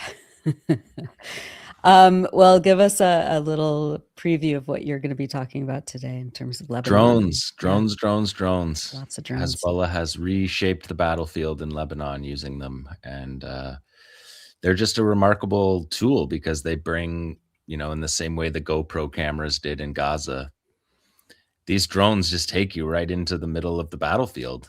And the way that you can watch the targeting develop just in these 6 or 8 weeks, I guess 8 weeks. This is week 8, I think. Yeah. Is it week 8? I forget what I put in my intro. I've lost track of time. Yeah. I think it's week 8 I'm covering. Okay. But yeah, you can see the development in just that short amount of time. So the weeks and months ahead portend a serious struggle for Israel in its attempt to hold territory in Lebanon. So, and you're also going to give as much of an update as you can on what's happening in the Strait of Hormuz and the U.S.'s attempt to blockade the blockade. And yeah, we're trying not to chase Trump's idiocy around in circles. So we'll do our best to it's a good rule of thumb. pull some value out of that. Yeah. All right. Well, Ali, do you want to do the honors? Yeah. Why don't you? I'm trying to think of a good drone-related pun. Why don't you take off, Jon? Take off. All right, you are watching and listening to the Electronic Intifada. I am Jon Elmer. This is the Resistance Report on day 944 of Israel's genocide in Gaza, day 69 of Israel and the U.S.'s war on Iran, and day 66 of Hezbollah's defense of South Lebanon. I'll be covering Lebanon today, but first, a word on the Iran war and the Strait of Hormuz. Let's take a look at this first map. The IRGC Navy put out a map this week that showed an expanding blockade. We're looking at a map here of the Strait of Hormuz, zoomed in, and the blockade has extended just right up to the UAE's #1 export port, oil exporting port, and on the other side, the entrance to the Strait of Hormuz. So that's become now a closed military zone, everything that's in between those red lines. And of course, the US has added their blockade. On top of that, Tehran is still running their traffic separation scheme that runs in the red that you could see up towards the north along the closer to the Iranian coast. And the US this week on Sunday, Trump in his market manipulation, weekly market manipulation, launched what he said was called Project Freedom. And he suggested in his message that the U.S. would be escorting ships. There's more than 1,000 ships caught in the Persian Gulf and aren't able to leave. And the idea was floated that they would be escorted. That didn't happen. It happened to 2 ships, apparently 2 American flag ships were sailed out of the Strait of Hormuz. Everything that is related to the American blockade is it presumes that no one's sailing back in to the Gulf. So these are long-term global economy destroying blockades that the Americans seem to not understand the consequences of on global markets. And all of these plans just stretch this period of uncertainty out. And I'll remind you what I said on the first shows about this war. Every day that the strait is closed, it takes at least a week to fix that day. And it gets worse the longer it goes. So we're now 69 days. So we're talking like we're starting to push into 3 months to correct the mistakes, a year and a quarter to fix the mistakes. And so this is a long-term problem that is not going to be fixed by U.S. escorts. So if we look at the next map, escorts not even what the Americans have in mind. The term is convoy in naval affairs, that they would convoy ships in and out of the strait. The Project Freedom lasted for 36 hours and Trump canceled it. But the logistics, I've talked about this a couple of times on this show, the logistics of escorting ships through the strait, that in itself, were it to even be possible, if Iran were to say we're not even going to fire on those escorts, which they did fire on the first one that happened, the escort would take to get 1,000 ships out of the Gulf would take months. And the global economy is on a clock, and the Americans believe that Iran is on a clock. And I think that we can look and see that the resilience of Iran is going to outpace that of the global economy, and particularly the Gulf states economy, which you can see on this map here from the New York Times. The UAE, Qatar, Bahrain, Kuwait, major oil terminals, and Saudi as well, major oil terminals all through the Persian Gulf are effectively shut down. This was the first month that Kuwait didn't export 1 barrel of oil for the first time in 30 years. And a lot of the oil installations themselves have to be shut down. They have to be refired up to get back up to pace. So we're looking at a multi-year tail on this story of the Strait of Hormuz. In any case, Trump's escorts were not escorts. He was setting up a hotline, a coordination cell where commercial shippers could radio to the U.S. to ask what the best route was to get out. And the American regime painted it as a red, white, and blue dome. So it wasn't a ship escort. It's not a guided missile destroyer escort. And if you look at the coastline of this map here, you can see why if Iran chose to attack those ships, and the reason why there hasn't been U.S. warships transiting the strait over the past 70 days, they have all of the advantages, the geographic advantages, high terrain, missiles embedded all along the coast. The entire Persian Gulf's northern shore is Iran. And so they really do have every benefit, and the Americans have none. It did nothing to calm shippers and mariners. There's some 20,000 mariners who are stuck in the Persian Gulf.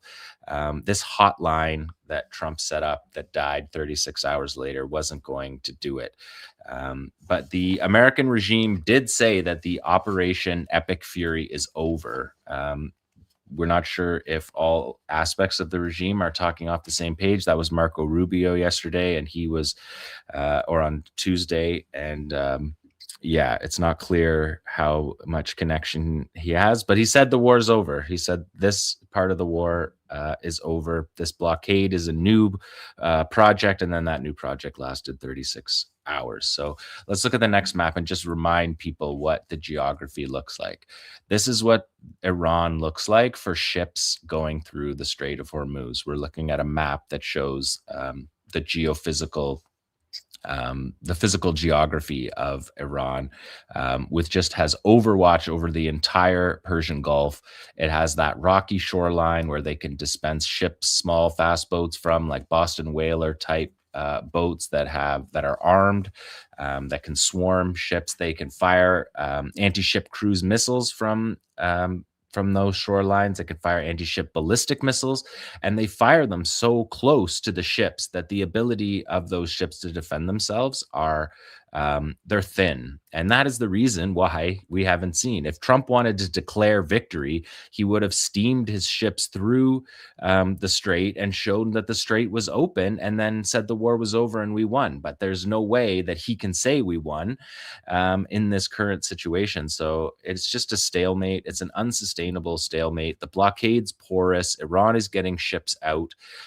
The Americans are not, and the Gulf states, by and large, are not. So it's a stalemate, but it strongly favors Iran in this situation. And we'll see how long this lasts in this part of the war. But let's take a look at Lebanon now. We'll focus today on Lebanon. I'm going to focus on 3 key areas just north of Naqoura on the coast there that you see in the bottom left of the map. Ras al Bayada is the area that the Israelis have set up a forward base. North of Naqoura, south of Sur or Tyre there on the western coast. The Litani River is, of course, where Israel said that they were going to conquer all the territory below it, but they're not even close. They're only within a few kilometers of the border. Bint Jbeil there in the central area, that is where there's been a lot of fighting, and we're going to watch a lot of video from there because there's a lot of Israeli troops there. Still 6 divisions deployed here in the battle in Lebanon. No ceasefire. Both sides are saying there's no ceasefire right now.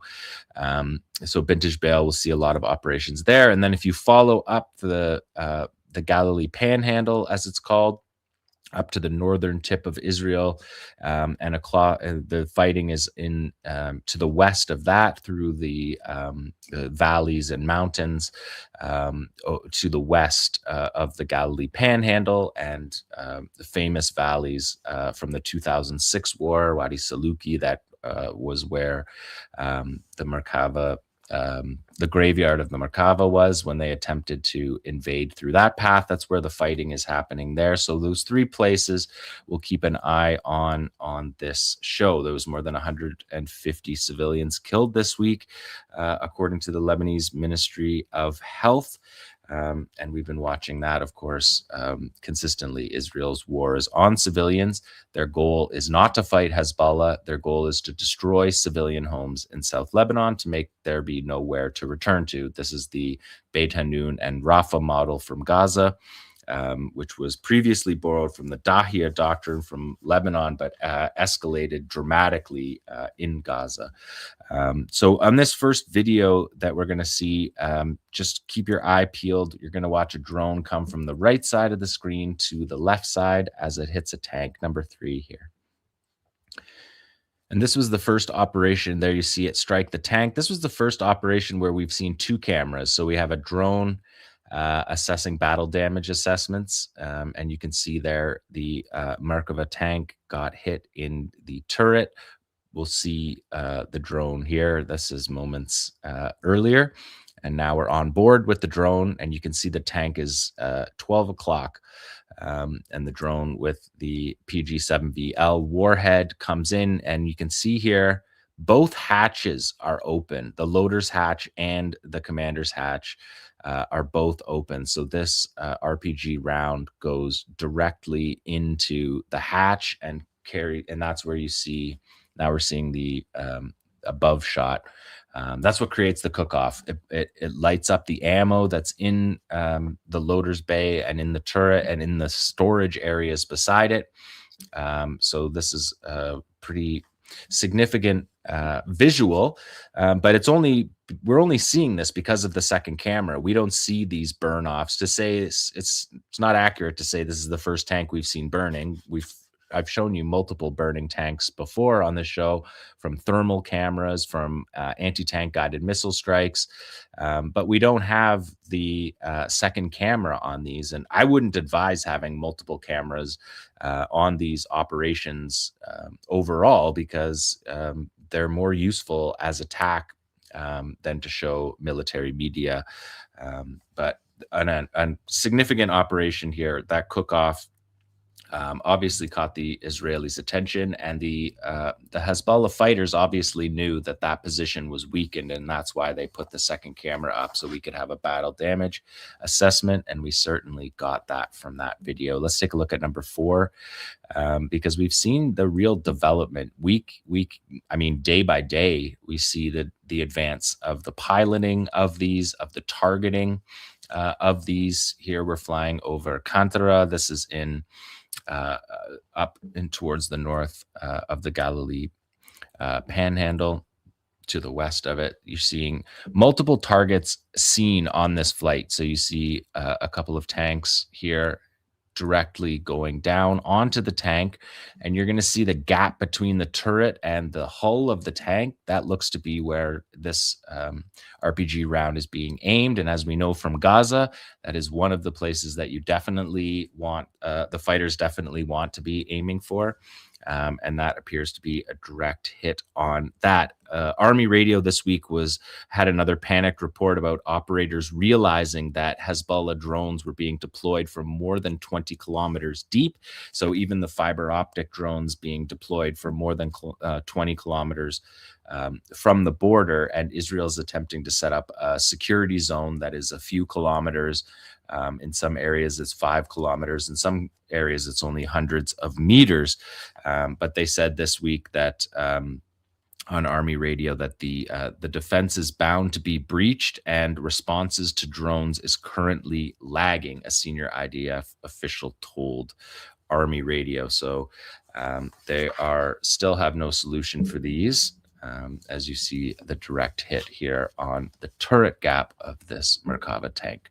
Let's take a look at the next one. These are 2 shots of artillery position that was hit. That is an artillery bus, essentially a humper of artillery rounds, and it was hit. And around it, there's a number of vehicles that were hit as well that burned up. in this strike. This is in Shamara. This is just across the border from Beit Jbeil.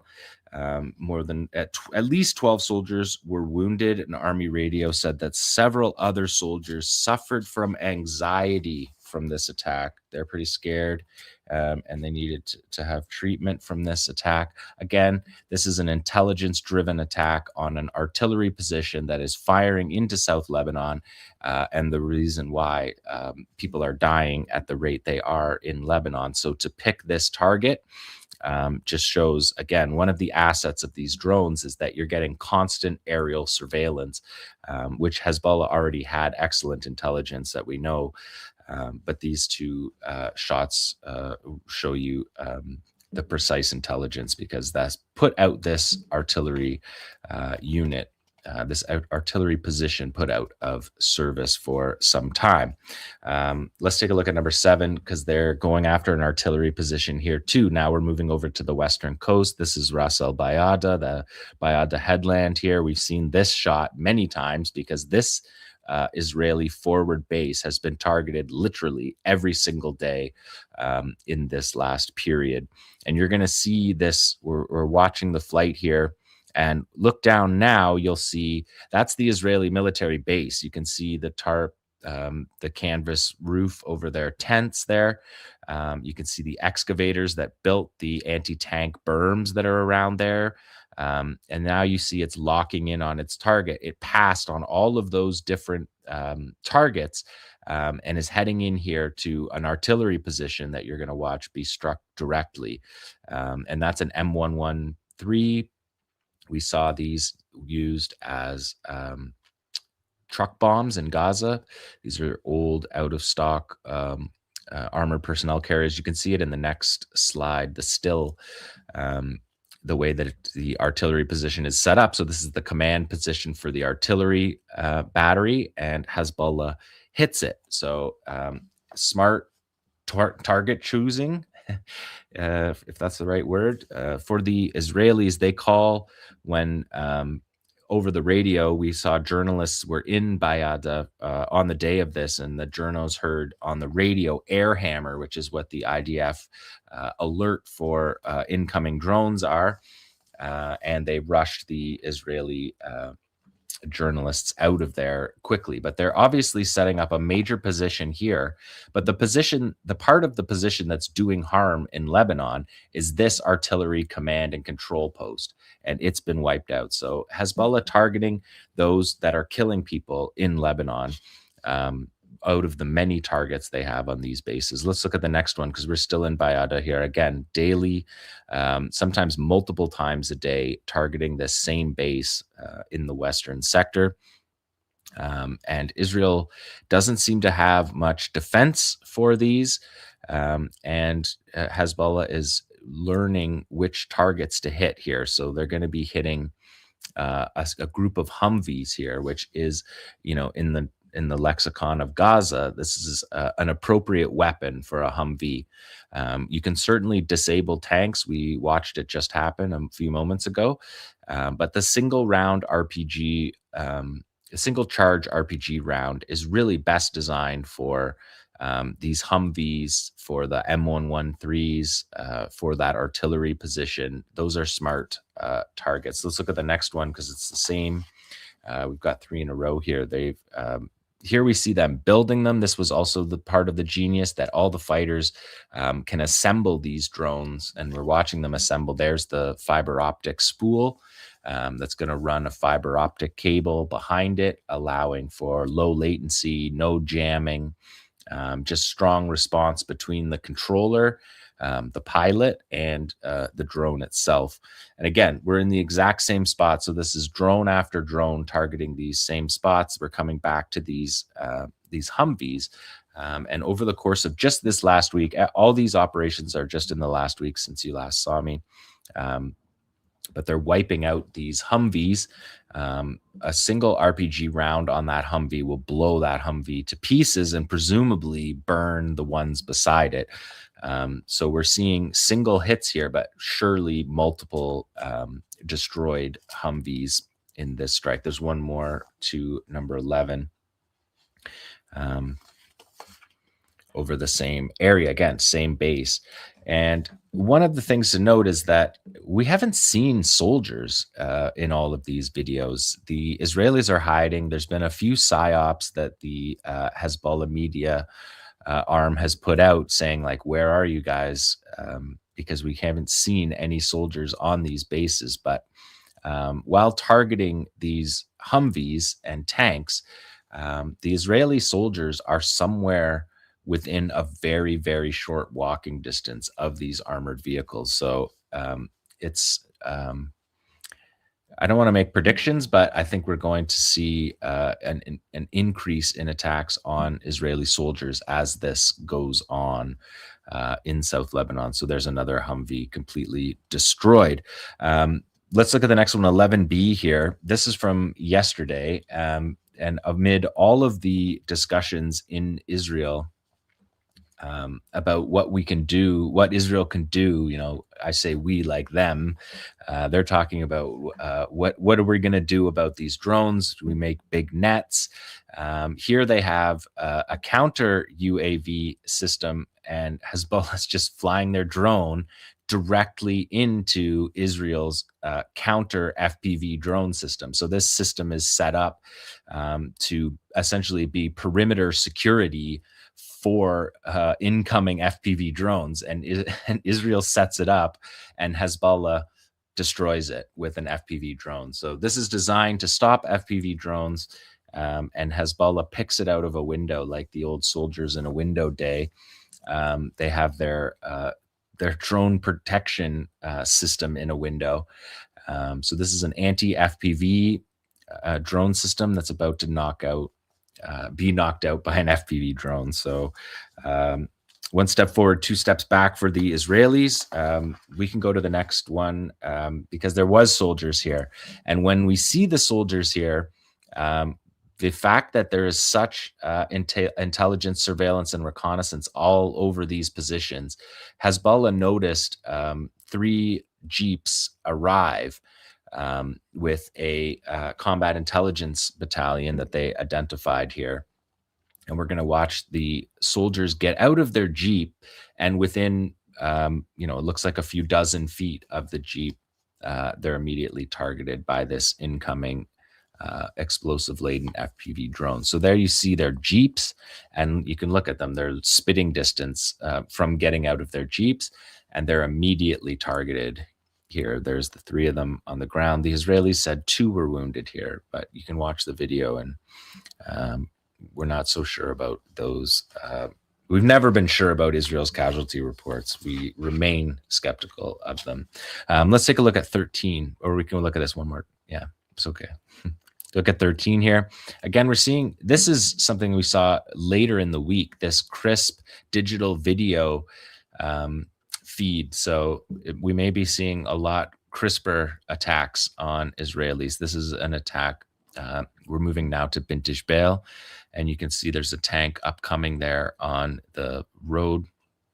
Now it's getting the Hezbollah circle, triangle in Gaza, circle in Lebanon. It gets the red circle, and a direct hit on, it looks like this is a hit on the commander's hatch, which we've seen them picking on a number of times. We saw a video yesterday that didn't make it in, that missed our deadline, but we'll show you next week where they're aiming at the commander's hatch as well.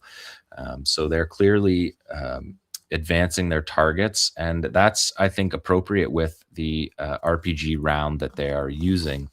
Let's look at number 14. This is versus 3 tanks.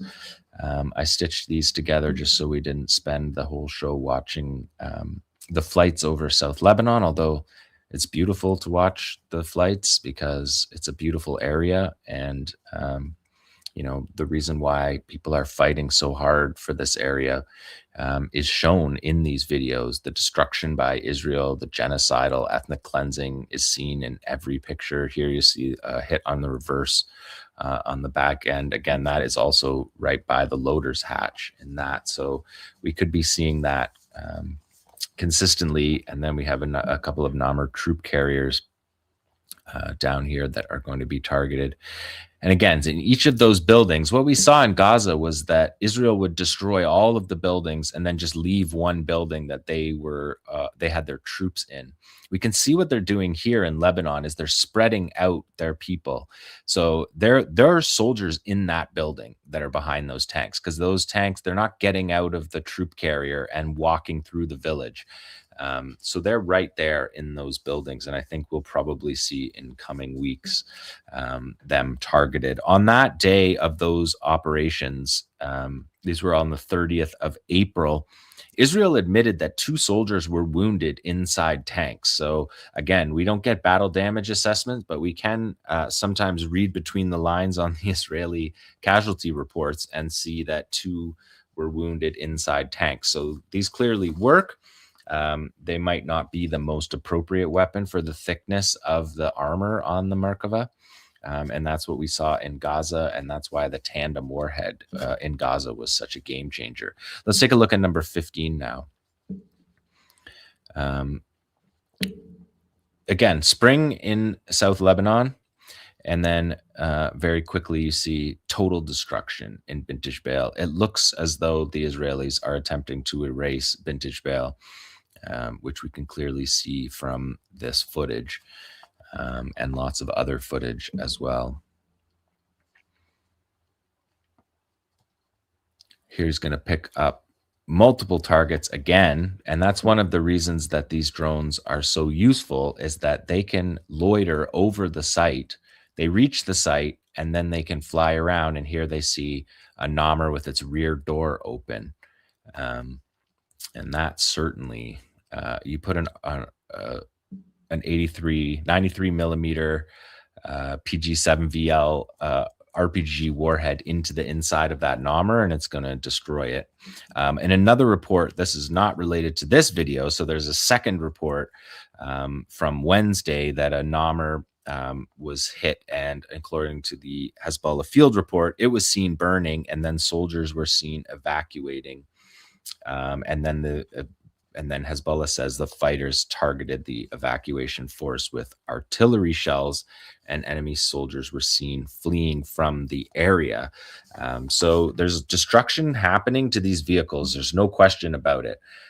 But there's large parts of the Merkava and the Namr. And the Namr is a Merkava just without a turret. So here we go, right through the back door.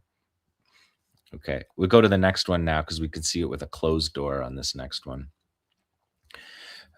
Again, that right there is where soldiers are. And watch this drone pilot get some reconnaissance in before he carries out his attack. He's looking under that. You can see there's a vehicle. The tarp, that's to protect the soldiers that are clearly inside that building. So full recon of the site. And now the fighters that are back with the controller, although this can happen with just one person, that's the video pilot. That's the advantage of the video piloting. It can be a single person. You don't need anything to launch these drones. We've seen them launch them off of cinder blocks. You can launch them off your hand. But back at where they are launching from, you have intelligence units that are watching each of these positions. They know each of the positions, where they change day in and day out. And so here they see a Namr. They pass on, hitting the front of those Namrs that are facing it, which wouldn't do any damage. But this here, to hit the back door directly on the latch, we know that from Gaza will blow out that back door. 𝐓𝐡𝐞 did that in Gaza a number of times. So these are destroying Israeli armor. And we've seen that through this whole week. This Namr is probably destroyed. The previous Namr is for sure destroyed. You put an RPG round into the cabin of it, and it's going to burn.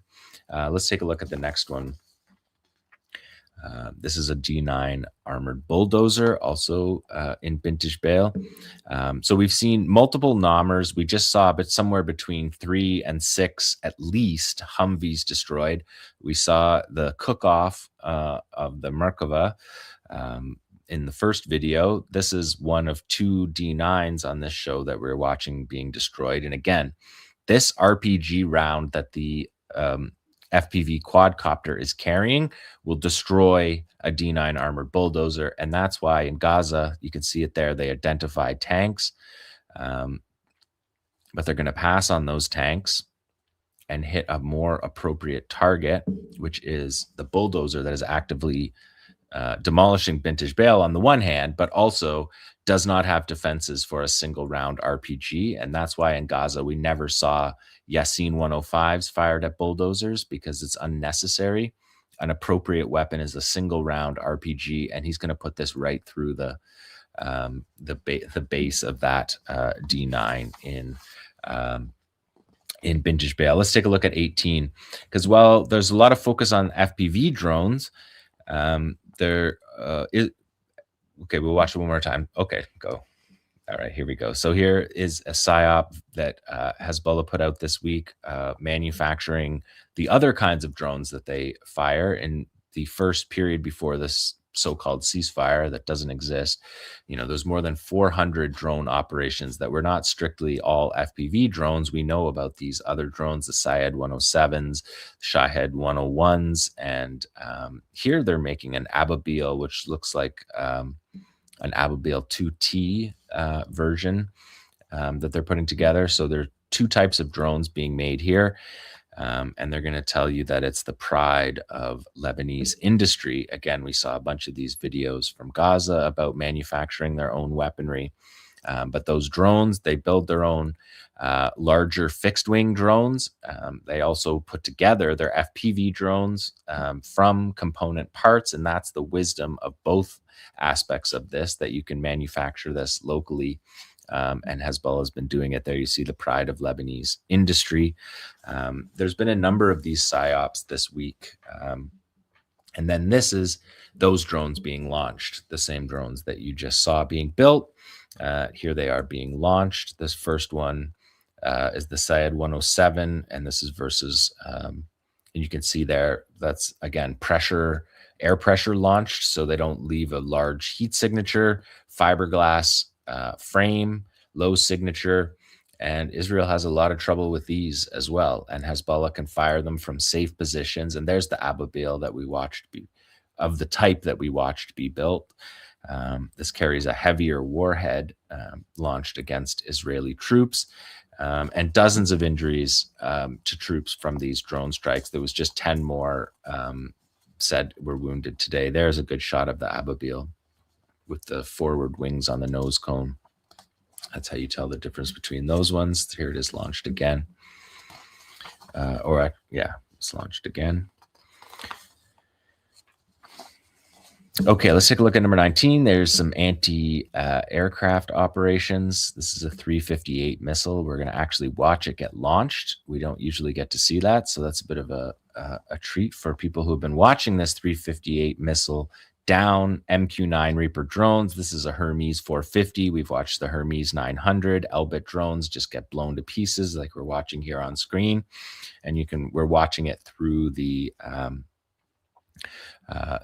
originally through the missiles sights there. So that's the missile that has taken down dozens of MQ-9 Reaper drones, the biggest US or the most commonly used large US drone. The Yemenis down 24 of them. In Iran, there's been dozens of them as well. And Hezbollah has used these in South Lebanon as well. And so of all these destroyed vehicles, we saw the Namr, we saw the half a dozen Humvees, we saw the Merkava, we saw 2 D9s. There was an excavator crew that were killed that are contract workers that are paid to by the number of houses they destroy. We saw that excavator be destroyed. We saw that artillery bus be destroyed, an M113 destroyed, a counter unmanned aerial system destroyed. So a lot of physical equipment losses. And if we look to the next, if we looked here, Israel bragged about this week, that since the launch of what they call Operation Roaring Lion, so the Iran war and Lebanon war, Israel has received more than 115,000 600 tons of military equipment from the US in 403 airlifts and 10 sea lifts. So we can see these next couple of pictures. These are the unloading of vehicles that we just watched be destroyed in Lebanon. And this is the only way that Israel is able to fight. I've been saying this since early Gaza. There's the 𝐓𝐿. We watched those get destroyed last week on the show, being resupplied for free from the Americans, $25 billion in this resupply. And it's the only way that the Israelis can carry on with any of their wars, their war in Gaza, their war in Lebanon, and particularly their war in Iran.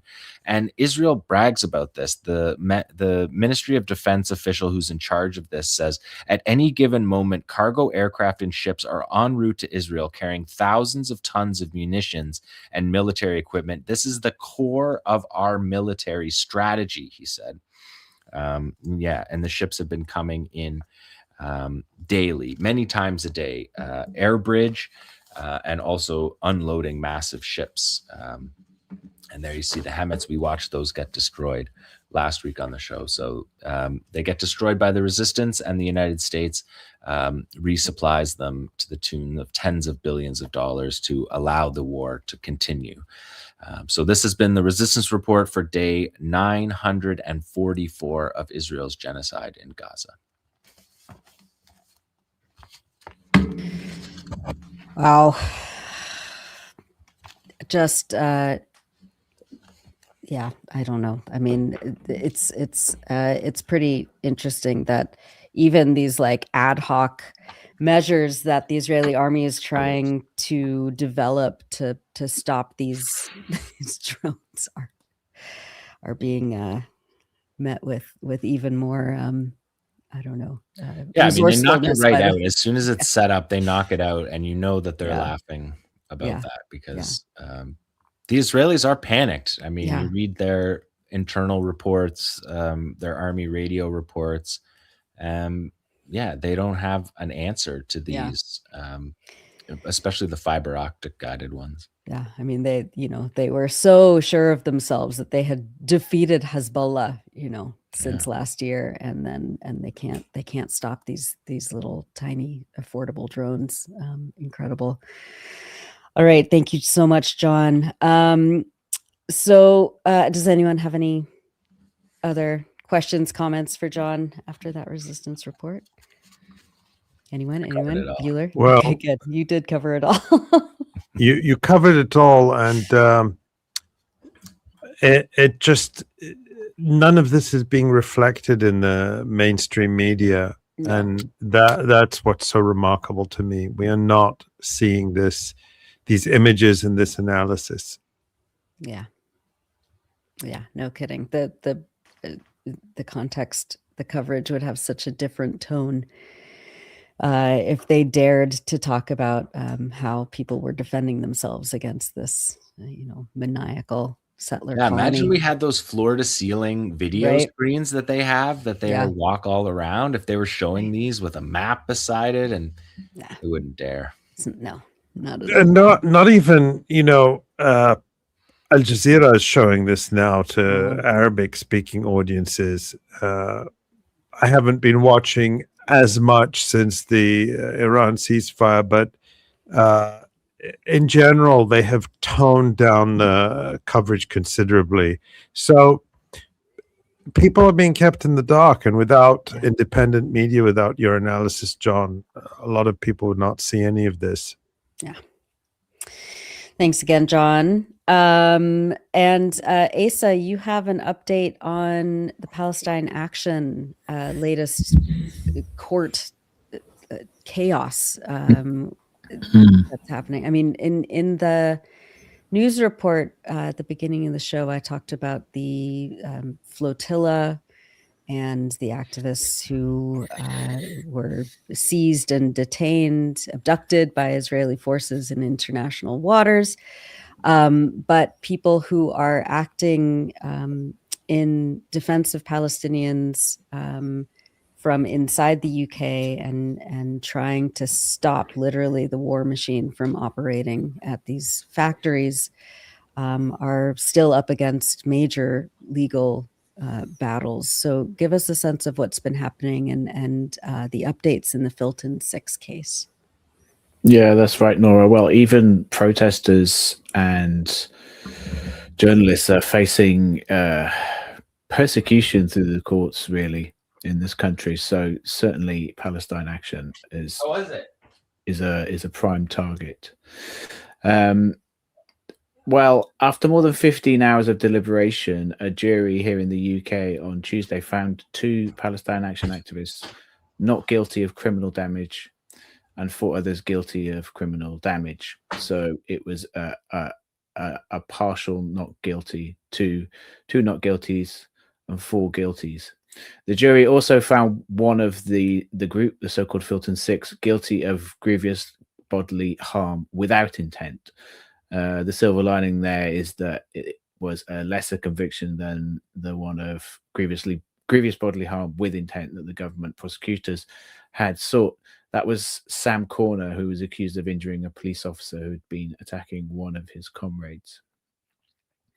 The case was a highly politicized retrial of aspects of the Filton 6 trial earlier this year, which I reported on in this article, and we covered at the time, from February.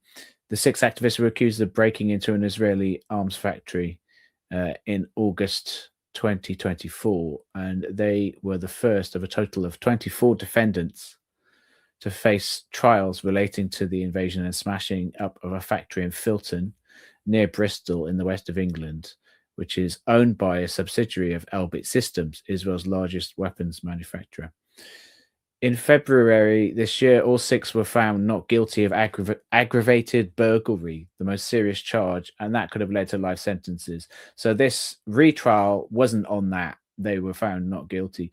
But that jury at the first trial also failed to reach verdicts on some of the lesser charges, giving room for government prosecutors to seek this retrial. A highly fraught media and government-led public atmosphere in the UK has been seeking to denigrate Palestine Action falsely as a terrorist group. In that context, the Crown Prosecution Service, the government prosecutors, brought these charges again, the ones that the first trial had failed to reach a verdict on, despite how in most other similar cases, the CPS would most likely have taken the loss from the February trial and moved on. Even more extraordinarily, the Filton 6 have been treated as terrorists. I've got to be careful what I say here, because I'm actually prevented by the British government, the British systems, the British regime, you could say, the British regime's press reporting restrictions from giving too much more detail than that. But other overseas media, especially the Grey Zone, has done a good job of explaining the details of that. But what I can tell you is that the 18 other defendants accused of planning the Filton action were rounded up by Britain's counter-terrorism police in a series of violent pre-dawn raids between August 2024 and July 2025. 5 of the Filton 6 were released on bail in February after the not guilty verdicts on the most serious charges. Sam Corner remain locked up on remand. The 3 remaining defendants who have now been convicted of criminal damage have been returned to prison now, pending sentencing on the 12th of June. The media hype around so-called terrorism seems likely to lead to tough sentences. Factor in also that last year, Britain's then Home Secretary, 𝐓𝐡𝐞 𝐄𝐿, actually banned Palestine Action as a quote-unquote terrorist group. That ban was ruled unlawful by the High Court in February, as I reported in this article. High Court overturns Palestine Action ban. A panel of judges at the time found that the ban resulted in, quote, very significant interferences with the right to freedom of speech and the right to freedom of assembly, end of quote. But the ban stayed in place pending a government appeal to the Court of Appeals, which has now been heard, and a verdict on that is expected soon. In the Filton 6 retrial this week, for their closing speeches, all the defendants except for Sam Corner, who was on remand due to the GBH charge, asked for their barristers, their in-court lawyers in the British legal system, to step back. They gave their closing speeches themselves.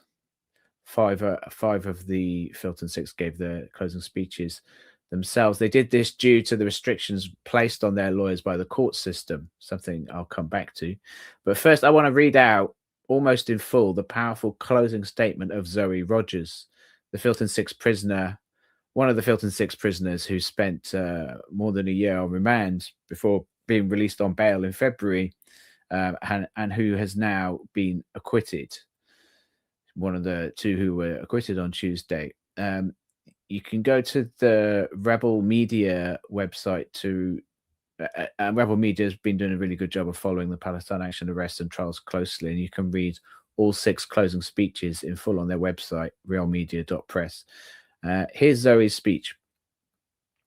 As you've probably noticed, I decided to represent myself in this trial, not because my barrister was doing a good job or anything. We've actually become close friends, and I'm constantly telling the others I have the best barrister. I'm so grateful for everything she's done for me in this trial and the last. But this time, I wanted to be able to speak to you myself.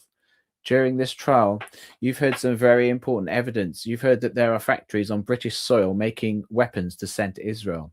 You've heard that the drones they make include 𝐓𝐡𝐞 quadcopters used to drop grenades, drones that are advertised as battle tested on Palestinians. You've heard that drones use AI to target children, and that Magni X surveillance drones work in tandem with killer drones, and that research and development carried out in the UK is vital to the Israeli military. You've also heard that the Filton site was opened by the Israeli ambassador, that it has export licenses to Israel, that Elbit itself is the backbone of the Israeli military.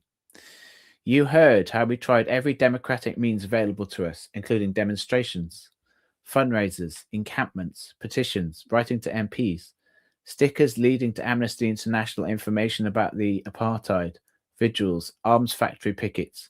The list goes on. And how none of it worked. You heard how direct action is effective, how it ended apartheid during the civil rights movement in America, how it is being used in the UK today to shut down weapons factories, 4 of which have been closed permanently. You've heard that after we destroyed those drones, we were arrested for terrorism, were held incommunicado, spent 18 months in prison without trial. You've heard that this is a retrial. After hearing the 6 of us give evidence, you might think it odd that what's happening in Palestine has gone completely unmentioned. You might have noticed certain words that have been blacklisted, that until our closing speeches, the word genocide wasn't said once. There have been interruptions from the prosecution, quick subject changes from our barristers. It's almost as if whole topics of conversation have been banned. The prosecution know full well that we are right, that this factory is supplying weapons to Israel to be used in Gaza. That is why they are choosing to suppress it rather than contest it. The prosecution have decided that the legality of Israel's actions is irrelevant in this trial because they know you could not, in good conscience, find us guilty of anything if you are allowed to hear the whole truth. To find us guilty of criminal damage, you have to be sure. You might recognize the term beyond reasonable doubt. It's the same thing. The prosecution have to make you sure for you to be able to convict, but how can you be sure when you know you haven't heard the whole truth? Now, I'm an ordinary person with friends, family, a place at university, a cat I love. Basically, a whole lot to lose by going to prison. But you know that we all actually intended to be arrested on the 6th of August. We intended to go to trial, and I won't speak for the others here, but the reason I was willing and confident enough to allow that was because I knew that now, 20 months in the future, I would be standing in front of 12 ordinary people like you, not politicians, not legal experts, not barristers and judges wearing 400-year-old horsehair on their heads, but a panel of my equals. You are the best counterweight to power and tyranny within the legal system as it exists today.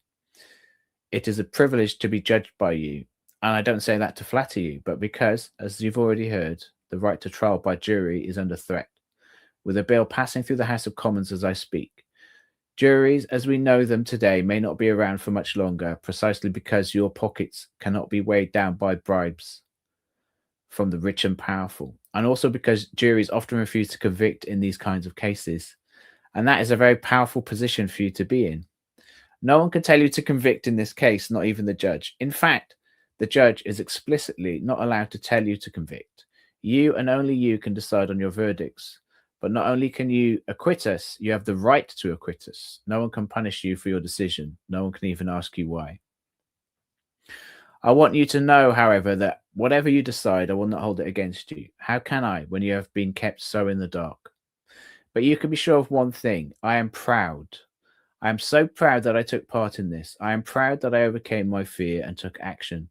Because, of course, I was scared. You don't just break into an Israeli weapons factory for fun. And I can say with absolute certainty that this is the best thing I have ever done. Because there is a good chance that because of our actions that night, innocent lives were saved. And so I will never be ashamed that I was on trial, that I have spent 18 months in prison, that I may face many more.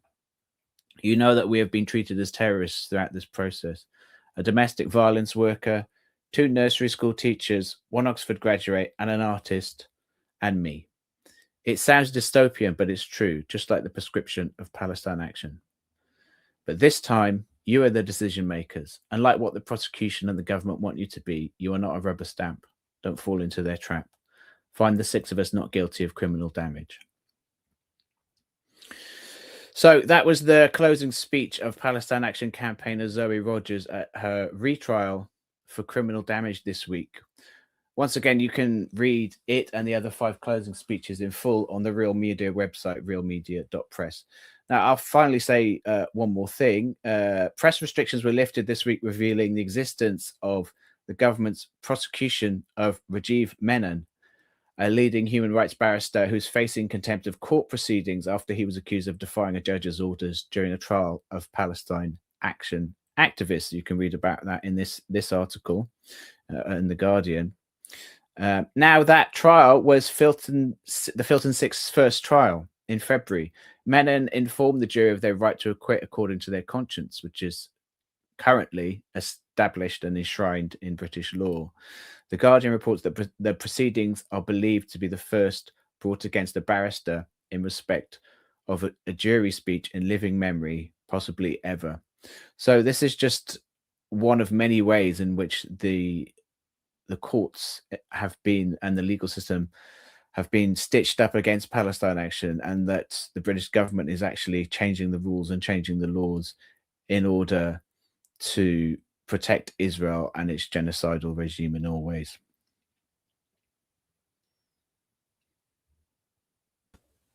Thank you, Asa. God, that speech by Zoe Rogers is just really good, eh? It's so moving. So moving. And so truthful. Yeah. Can you imagine any of our leaders in the West speaking so truthfully? It's impossible to imagine. No. They'd never. Yeah. Well, she's you know, as I said, she was acquitted, so you know, maybe we could get her on the stream at some point. Yeah. That would be amazing. And you know, they have acted with such courage, and inspiring others to take similar action. Jumping ahead to the website, we have another story that people should read about activists in Germany who are facing trial for smashing up an Elbit plant in Germany, in the city of Ulm. So they're being referred to as the Ulm 5, and they are being treated with similar brutality by German authorities, being treated as terrorists. And this is it now. This is it across the so-called democratic West. Yeah. War criminals are welcomed, given the red carpet. Weapons, peaceful factories are turned to weapons factories. Israeli weapons factories are treated as important institutions that have to be protected. And citizens who oppose these horrors are subjected to criminalization and persecution. So it's important for people to know about these cases and to speak out in support of these people who are putting their freedom on the line in defense of basic human decency. Yeah. No kidding. All right. Well, we're going to, of course, keep our eyes on the Palestine Action and related community groups who are trying to stop Europe's complicity in this genocide, of course. Let's go back to the website actually and take a look at some of the features that we've published in the last week or so. I read from two during the news report, Malik Hijazi's really important report about medicine shortages across Gaza, and of course, in the report, it points out, of course, that this is not a new phenomenon, that this has been nearly a 20-year blockade now on Gaza, and the pharmacies are just struggling to keep up with demand, especially now that 2.5 years into a genocide, people are injured, chronic diseases are entrenched, and there are no basic supplies to treat people because the entire hospital, medical system has been collapsed and destroyed by Israel. So do give that a read. Also, Lubna Ahmed Abu Sitta's feature, of course, When I Leave My House, I Fear I May Never See My Family Again.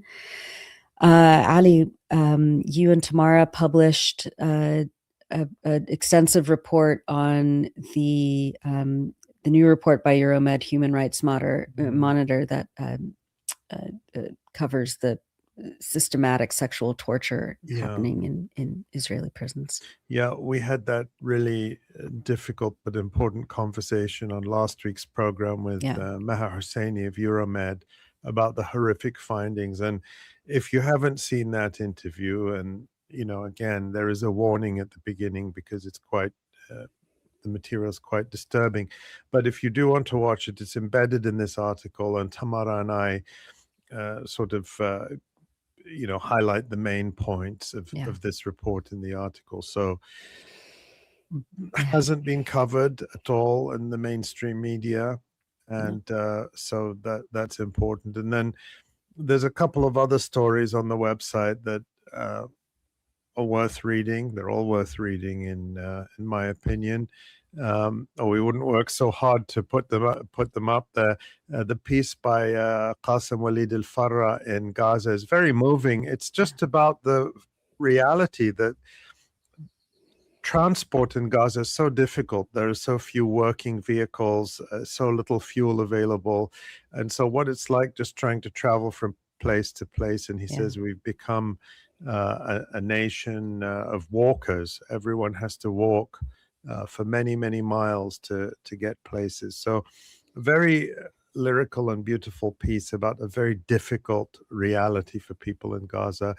We have our colleague David Cronin, who digs deep into an Israel lobby group called EU Watch, which is based in Brussels, which is behind the campaign to demonize Rima Hassan, a French Euro MP of Palestinian background, who is facing all sorts of persecution and smears in France. Again, part of the Europe-wide crackdown on anyone who speaks out against the genocide. And there's also a piece, a couple of other pieces from our colleagues, Ellie Gerzon's piece about last week's show, highlighting, if you missed John's resistance report, you're going to want to go back and read Ellie's piece and watch last week's segments, because it's sort of part one of the part two you got today, and on sort of the revolutionary significance of the first-person view drones that Hezbollah is using with such effect in Lebanon. So lots of good stuff. Yes, absolutely, as always. And of course, sign up for our email updates right there at electronicintifada.net. You can also hit the Donate Now button to become a sustainer of this publication. And Ali, I know we have some people we want to thank this week specifically for helping keep this publication alive and vital. Yeah, I want to thank everyone who has donated to support our work, who continues to do so, particularly our monthly donors, because they are there week in, week out. They give us predictability, stability. They let us focus on doing the work, focus on working with our writers in Gaza and supporting them. They give us the time and space to do the kind of investigative work that we do. Everything you see on this show is supported by them. Excuse me, I'm going to drink some water. A water break. I know. I'm just coming out of a cold myself, so Stay hydrated. it's really important. I try to, and then sometimes that just happens. I think it's also spring. Yeah. Finally, spring is here. We have a little bit of spring allergies in the air.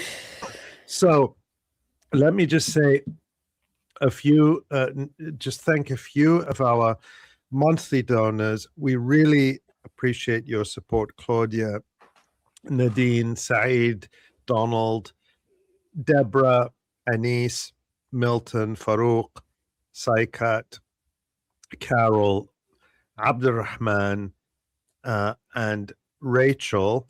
And of course, we have many people who just give a one-time donation once in a while. That's perfectly fine too. We appreciate your support any way you want to give it. So I'm going to say thank you to Gary, Bina, Salma, Jeannie, Fatima, and Haneen. Thank you so much for all your support, and to everyone else, we truly couldn't do it without you. And to everyone else out there, we thank you, we love you, and we appreciate everything you do to keep us going. Indeed. Thank you, Ali. Thank you, everyone. Of course, I want to thank Tamara Nassar, our director and producer, Ali Gerzon, who produces social media for us, Pierre Loisel, who produces the radio program that comes out of this, every one of our colleagues at the Electronic Intifada, all of our contributors, and on behalf of Tamara, John, Asa, and Ali, thank you all, and we will see you next week.